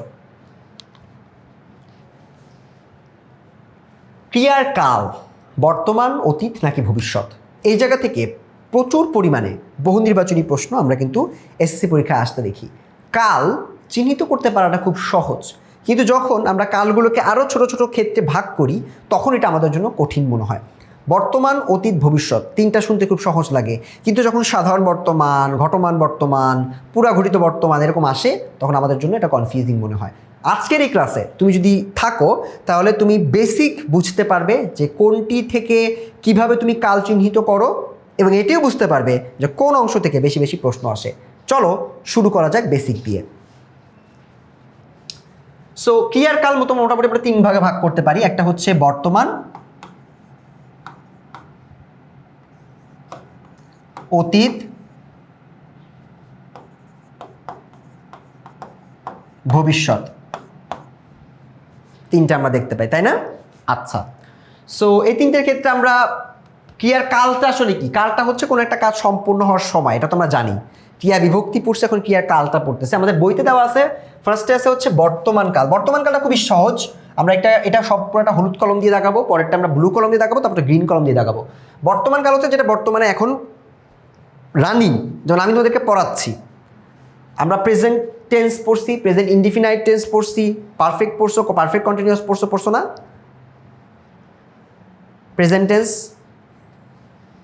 প্রেজেন্ট কন্টিনিউয়াস টেন্স পড়ছো না? আচ্ছা, সো ওরকমই। সো প্রথমটা হচ্ছে বর্তমান কাল। বর্তমান কাল হচ্ছে সাধারণ বর্তমান, যে ক্রিয়াটা বর্তমানকালে নিয়মিত ঘটতেছে। এটা কথাটা শুনে মনে হচ্ছে সূর্য পূর্ব আকাশে উঠে, তাই না? আমি স্কুলে যাই, সূর্য পূর্ব দিকে উঠে, আমি প্রতিদিন স্কুলে যাই। এটা কিন্তু পাস্ট না, এটা কিন্তু একটা রেগুলার অ্যাক্টিভিটি বোঝাচ্ছে। তার মানে এটা একটা সাধারণ বর্তমান হবে। মানে যেই জিনিসটা বর্তমানকালে প্রতিনিয়ত হয় এটা হলেই নিত্য, এটা নিত্য বলা হয়, কিন্তু নিত্য অতীত বলে না। এটাও কিন্তু রেগুলার অ্যাক্টিভিটির জন্য এটাকে নিত্য বলা। সো এটা হচ্ছে নিত্য বর্তমান বা সাধারণ বর্তমান বলে থাকি। 2 নম্বরটা হচ্ছে ঘটমান বর্তমান, যেটা কন্টিনিউয়াস টেন্স, অর্থাৎ যেটা রানিং, চলছে। লিমন ভাই পড়াচ্ছে, এই একই কথা। আমি স্কুলে যাচ্ছি, আমার পরীক্ষা চলছে, ক্লাসটি চলছে, এখন চলতেছে, বর্তমানেই চলতেছে। তাহলে এটা একটা ঘটমান বর্তমান। ঘটমান মানে এখন রানিং। পুরাঘটিত মানে কাজটা মাত্র শেষ হয়েছে, ক্লাসটা নিলাম, নিয়েছি, বোঝা যাচ্ছে যে মাত্র শেষ হয়েছে, সেটাকে আমরা বলতে পারি পুরাঘটিত বর্তমান। আমি কাজটা করেছি, ক্লাসটা আমি মাত্র নিয়েছি, বাড়িতে ফিরেছে, মাত্র ফিরেছে, সেটা পুরাঘটিত বর্তমানের হিসেবে চিহ্নিত হবে। বর্তমানকাল 3টা ভাগ পেলাম। সাধারণ বর্তমান যেটা রেগুলার, ঘটমান বর্তমান যেটা আইএনজি থাকে ইংলিশে, আর বাংলাতে চলছে বোঝায়। 3 নাম্বার হচ্ছে পুরাঘটিত, মাত্র শেষ হয়েছে। অনুজ্ঞা বর্তমান, যে ক্রিয়া দিয়ে বর্তমানকালে কোনো আদেশ, অনুমতি, অনুরোধ, প্রার্থনা, আমন্ত্রণ। অনুজ্ঞা বর্তমানটা একটু মনে রাখবা, এটা থেকে প্রশ্ন দেয় ওরা মাঝে মাঝে, যেহেতু এটা একটু তোমার এমন একটা ওয়ার্ড যেটা দেখে তুমি আসলে ক্যাচ করতে পারবা না। অনুজ্ঞা বর্তমানটা হচ্ছে এটা কোনো আদেশ উপদেশ বোঝানো হয়, বা কেউ কাউকে নির্দেশ করে দেওয়া হয় যে সেই ওই কাজটা করবে, ও করুক, আপনি করুন, এগুলো অনুজ্ঞাবাচক সব, সেগুলো হচ্ছে অনুজ্ঞা বর্তমান। সো বর্তমানে আমরা 4টা পার্ট পড়লাম। যেমন তাড়াতাড়ি কাজটি করো, এটা একটা আদেশ বোঝাচ্ছে। সো কাজটা করো, এটা একটা তুমি ডিফাইন করতে পারো, এটা কি ফিউচার টেন্স না, বর্তমান টেন্স, বর্তমানে বলতেছে। আচ্ছা, 2 নাম্বার অতীত বুঝবো। আমরা অতীতকে একটু ভেঙে ভেঙে বোঝার চেষ্টা করব। অতীতকালটাকে আমরা বলি যে কাজটা পাস্টে হয়েছে, বেসিক পাস্টে যেটা রেগুলার হয়েছে, সাধারণ অতীত বা নিত্য অতীত। আচ্ছা, নিত্য অতীত আর সাধারণ অতীতের মধ্যে একটু পার্থক্য আছে। সো এটা একটা আমরা দেখে দিই। সাধারণ অতীত আমরা বলবো, এটা বলবো নিত্য অতীত। বাট আমরা যদি সাধারণ নিত্য অতীতটা হচ্ছে আমরা সাধারণ বর্তমান যেমন বললাম না, ওরকম একই ধরনের কাছাকাছি আমরা যাব। আগে আমরা সাধারণ অতীতটা একটু পড়ি। সাধারণ অতীতটা হচ্ছে যে কাজটা সম্পন্ন হয়ে গেছে, একদম বেসিক, কোনো ধরনের কমপ্লেক্সিটি নাই, একটা কাজ শেষ হয়েছে, এটাকে আমরা বলছি সাধারণ অতীত। যেমন তারা সেখানে বেড়াতে গেল, তারা সেখানে বেড়াতে গেল, তার মানে চলে গেছে বেড়াতে, সেটা একটা অতীত, সাধারণ অতীতের কাজ। তখন বাতিটি জ্বলে উঠলো, বাতিটি জ্বলে উঠলে এটাও হয়, তখন বাড়িটা তখন জ্বলে উঠছে, কিছুদিন আগের কথা, কিছুক্ষণ আগের কথা বলতেছে বা বেশ আগের কথা বলতেছে। ঘটমান অতীত হচ্ছে আইএনজিটা বা রানিং কোনো একটা কাজ, এটা কোনো একদিন চলতেছে, তুমি কাউকে বলতেছো, আজ থেকে 1 সপ্তাহ পর তুমি হয়তো বলতেছো যে লিমন ভাই আমাদের বাংলা ক্লাস নিচ্ছিলেন, গতকাল 4টার সময় লিমন ভাই আমাদের বাংলা ক্লাস নিচ্ছিলেন, গতকাল 4টার সময় একটা ক্লাস চলতেছিল, এটা বলছি আমি। তার মানে এটা একটা ঘটমান অতীত, পাস্ট কন্টিনিউয়াস। তোমরা এটাকে পড়ছো। বৃষ্টি শেষ হওয়ার আগেই আমরা বাড়ি পৌঁছেছিলাম, বা আমরা তখন যাচ্ছিলাম, বৃষ্টি যখন হচ্ছিল তখন আমরা যাচ্ছিলাম, ঠিক আছে, এগুলোকে আমরা বলি। আচ্ছা, এটা এটা এটা তো পুরা ঘটিত হয়ে গেছে, এই জন্যই বলছে যে মিললে না কেন, পৌঁছেছিলাম তো হবে না, এটা হবে হচ্ছে আমরা তখন বই পড়ছিলাম, বৃষ্টি যখন হচ্ছিল তখন আমরা বাড়ি যাচ্ছিলাম, বা আমরা যখন যাচ্ছিলাম তখন বৃষ্টি পড়ছিল, এটা ঘটমান কালকে বলতেছে। পুরা ঘটিত মানে অতীতে যে ক্রিয়া অনেক আগে সম্পন্ন হয়েছে। পুরা ঘটিত বর্তমান কিন্তু আমরা দেখছি মাত্র শেষ হয়, আর অতীতেরটা অনেক আগে। যেমন মনে করো আমরা বাসায়, বৃষ্টি শেষ হওয়ার পর আমরা বাসায় পৌঁছেছিলাম, তার মানে তখন অনেক আগের কথা বলতেছে। খবরটি উনি আমাকে চিঠিতে জানিয়েছিলেন, অনেক আগে, বোঝা যাচ্ছে চিঠিতে জানিয়েছে মানে অনেক আগের কথা, ঠিক আছে। সো এটা, এগুলো সব পুরাঘটিত অতীত। আর নিত্য অতীত হচ্ছে অতীতকালে প্রায়ই ঘটতো, রেগুলার ঘটতো, এই যে সাধারণ বর্তমানের মতো, যেটা নিত্য ঘটে। সাধারণ বর্তমানে যদিও আলাদা, বাট এটা বেশ আলাদা। বাট একটা জিনিস মিল আছে, সেটা হচ্ছে প্রতিদিন ঘটতে পারতো। যেমন আমি নদীর তীরে যাইতাম প্রতিদিন, আমি রোজ সকালে নদীর তীরে বেড়াতে যেতাম, বা তারা বেড়াতো, তারা সাগরের তীরে ঝিনুক কুড়াতো। এগুলো কি পাস্টের একটা ঘটনা, পাস্টে বেশ কয়েকবার হয়তো বোঝাচ্ছে, বাট এখন হয় না, সেটাকে আমরা বলি নিত্য অতীত। ভবিষ্যৎকালে, ভবিষ্যৎ এবার হচ্ছে ফিউচারে চলে যাও। ফিউচার হচ্ছে যেটা এখনো হয় নাই, টাইম ট্রাভেল করে আমরা যেখানে যেতে চাই, ফিউচার। ফিউচার একটা হচ্ছে, ফিউচার অনেকগুলো রকমের হতে পারে, সাধারণ ভবিষ্যৎ, ঘটমান ভবিষ্যৎ,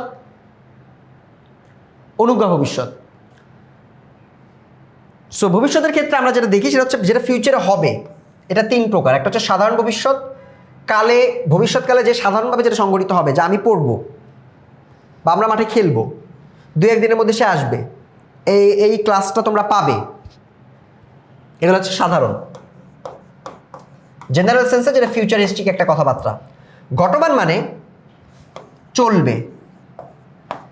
আমি বলি যে কালকে আমি বাসে বাসে চলতে থাকবো, বা কালকে আমি পড়তে থাকবো, বা আমি বলবো আমরা এই কাজটা হয়তো কালকে হয়তো আমরা ক্লাস করতে থাকবো, বলো না কালকে এই সময় আমরা ক্লাস করতে থাকবো, এটা একটা কি ঘটমান ভবিষ্যৎ। সুমন বইটা তখন হয়তো পড়তে থাকবে কেন বলা, কারণ এটা ফিউচার, এটা জানি না যে ও আদৌ পড়বে কিনা, সেজন্য আমরা কল্পনা করতেছি যে ও হয়তো এই বইটা পড়তে থাকতে পারে। সো এটা একটা ঘটমান ভবিষ্যৎ। অনুজ্ঞা ভবিষ্যৎ হচ্ছে যে ক্রিয়া দিয়ে ভবিষ্যৎকালের কোনো আদেশ, আগের কালের বর্তমানের ক্ষেত্রে আমরা কিন্তু দেখছি যে অনুজ্ঞা যেটা ছিল ওটাতে আমরা দেখছি যে আদেশটা বর্তমানেই করতেছে, আর এটা ফিউচারিস্টিক আদেশ হবে। যেমন তাড়াতাড়ি কাজটি কইরো, ফিউচারে তুমি ক্লাসটা তাড়াতাড়ি করো, যেও কিন্তু বলো না, এগুলো সব হচ্ছে অনুজ্ঞা ভবিষ্যৎ। ঔষধ খেয়েও ভবিষ্যতের একটা নির্দেশ দিচ্ছে। কাজটি করো, বর্তমান অনুজ্ঞা। কাজটি করো কিন্তু ভবিষ্যৎ অনুজ্ঞা। বুঝছো? আচ্ছা, বুঝে যদি থাকো, আজকে ক্লাসের লাস্ট পর্যায়ে আমরা ক্রিয়ার কিছু এমসিকিউ দেখি। আমার স্টুডেন্টরা কতগুলো বোর্ড প্রশ্ন তোমরা পারো শেষ পর্যন্ত আমার সাথে একটু দেখাও তো। আমার সাথে তোমরা একটু বলো, সবাই মিলে আমার সাথে চেষ্টা করো, দেখো তোমরা কতটুকু আমার সাথে পারতেছো।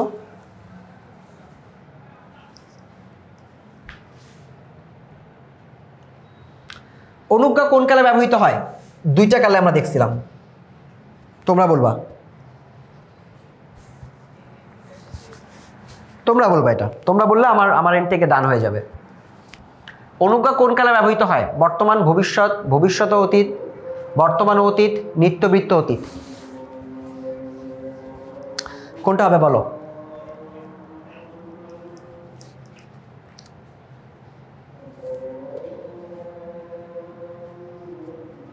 কি হবে বলো? অনুজ্ঞা কোন কালে ব্যবহৃত হয়? বর্তমান, ভবিষ্যৎ, ভবিষ্যৎ ও অতীত। আমরা দেখছিলাম কিন্তু অতীতের ক্ষেত্রে কোনো অনুজ্ঞা দেখিনি আমরা, বর্তমান আর ভবিষ্যৎ দেখছিলাম। বর্তমান আর ভবিষ্যৎ কারেক্ট অ্যান্সার। আমি অঙ্কটি করেছি, বাক্যটির ক্রিয়া কোন কালের?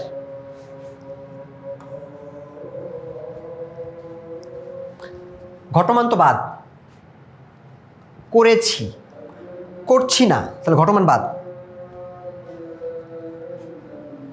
এটা তোমাদের পারতে হবে, আর আমি বলবো না।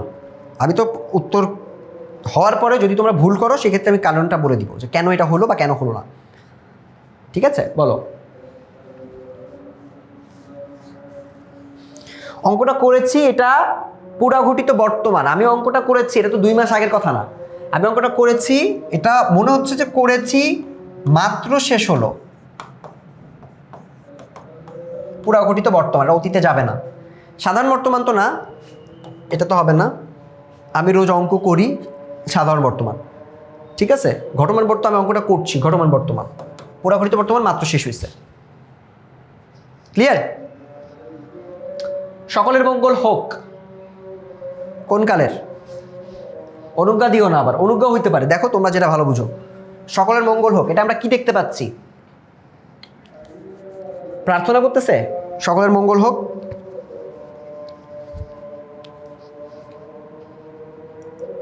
কি হবে এটা? বাক্যটি কোন কালের রূপ? মঙ্গল হোক, অনুজ্ঞা বর্তমান। এটা একটা প্রার্থনা করতেছে, ঠিক আছে? সো এটাকে আমরা বলি সকলের মঙ্গল হোক, কাছাকাছি, প্রার্থনার কাছাকাছি এটা, ঠিক আছে? সেই জন্য আমরা এটাকে বলতেছি অনুজ্ঞা বর্তমান। এক্ষণে জানিলাম কুসুমে কীট আছে, এটি কোন কাল? মাত্র জানলাম কুসুমে কীট আছে। নিত্যবৃত্ত অতীত, সাধারণ অতীত, পুরাঘটিত বর্তমান, সাধারণ বর্তমান। এটা একটু ট্রিকি। এটা কোন বোর্ডের? বরিশাল, চট্টগ্রাম, রাজশাহী? বলো। মাত্র জানতে পারছে, এক্ষণে জানলাম কুসুমে কীট আছে, কোন কাল?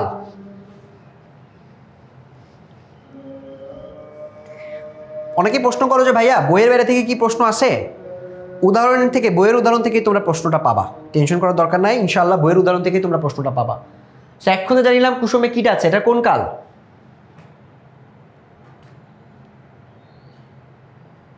বলো। এটা হচ্ছে পুরাঘটিত বর্তমান, মাত্র জানছে, আমি বললাম যে এই জন্য তোমাকে মাত্রটাতে আমি এমফাসিস করতেছি, মাত্র জানিলাম। তারা সাগরের তীরে ঝিনুক কুড়াতো, এটি কোন কালের?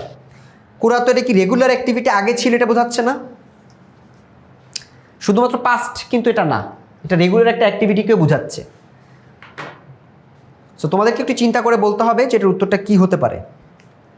তারা সাগরের তীরে ঝিনুক কুড়াতো, বাক্যটি কোন কালের বলো?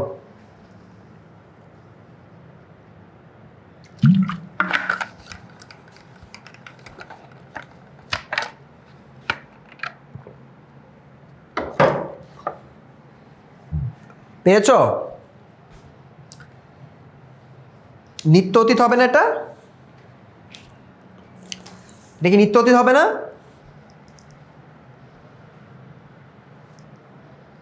নিত্য অতীত, ইয়াস। পরেরটা, অতীতে প্রায়ই ঘটতো এমন বোঝালে কোন কাল হয়? নিত্য অতীত। কুমিল্লা বোর্ডের প্রশ্ন, সহজ প্রশ্ন। কোন বাক্যটি নিত্য অতীত কালের উদাহরণ? এরকম প্রশ্ন পাবা। তোমাকে একটা বাক্য দিয়ে বলবে, এটা একটা বাক্যের ধরন জিজ্ঞেস করবে তোমাকে। এক্ষেত্রে আবার ক্রিয়া বিভক্তিও পাবা মাঝখানে, ক্রিয়া বিভক্তির উদাহরণ থেকেও এরকম সেম প্যাটার্নের প্রশ্ন আসে। কোন বাক্যটি নিত্য অতীতকালের উদাহরণ? বাতিটা জ্বলে উঠলো, খুব সকালে উঠতাম, তারা মাঠে খেলছিল, তখন বই পড়ছিলাম। বাতিটা জ্বলে উঠলো,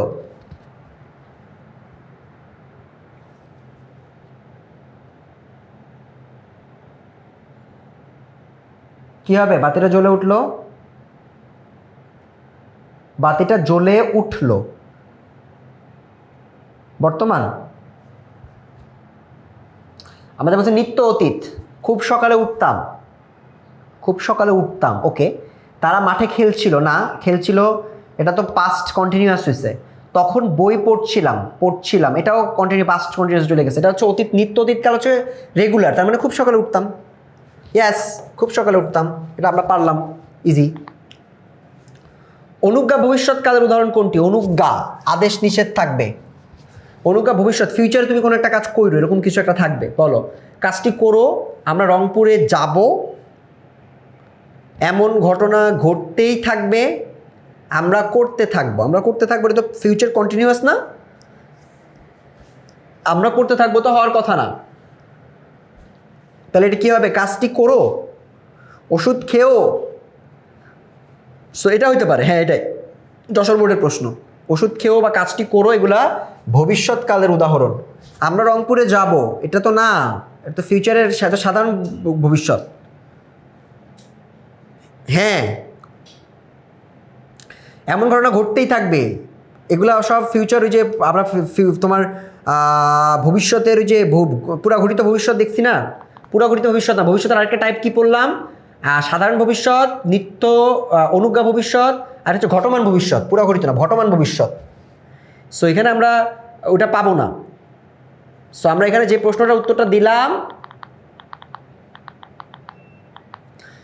এটা আমরা করতে থাকবো, এগুলো সব কন্টিনিউয়াসে দেওয়া আছে, ঘটমানে দেওয়া আছে। 9 নাম্বার, ভালোভাবে পৌঁছে যেও, এটি কোন ভবিষ্যৎকাল? এটাও কিন্তু একই ধরনের সাজেশন দেওয়া বা তাকে করা, অনুজ্ঞার অন্তর্ভুক্ত, সেটা হচ্ছে অনুজ্ঞা হবে। যশোর বোর্ড 2024-এর প্রশ্ন, অনুজ্ঞাগুলো কি প্যাটার্ন ধরতে পারছো? আর আমরা কিন্তু দেখতে পারছি যে অনুজ্ঞা থেকেই বেশি বেশি প্রশ্ন দেয়। আমরা কিন্তু স্পষ্ট দেখছি যে অনুজ্ঞা থেকে বেশি বেশি প্রশ্ন দেয়। যশোর বোর্ডের প্রশ্ন আমরা দেখছি এটা অনুজ্ঞা, যশোর বোর্ডের প্রশ্ন এটা অনুজ্ঞা দিচ্ছে, মানে হচ্ছে করো, এটা হচ্ছে বর্তমান অনুজ্ঞা, যাও বর্তমান অনুজ্ঞা। বাট যখন তুমি বলবা করো, যেও, খেও, এগুলো সব হলো আমাদের, যেও বানানো দিচ্ছে অন্তস্থ ওকার, যেও, এটা যদি দেয় এটা আমরা বুঝবো এটা একটা অনুজ্ঞা, বাট এটা হচ্ছে ভবিষ্যৎ অনুজ্ঞা। বুঝেছি? 10 নাম্বার, যদি বৃষ্টি হতো খিচুড়ি খেতাম, এটা কি বলো? যদি বৃষ্টি হতো খিচুড়ি খেতাম, বাক্যটি কোন কালের? এটা ময়মনসিংহ বোর্ড ইদানিং কঠিন প্রশ্ন করা শুরু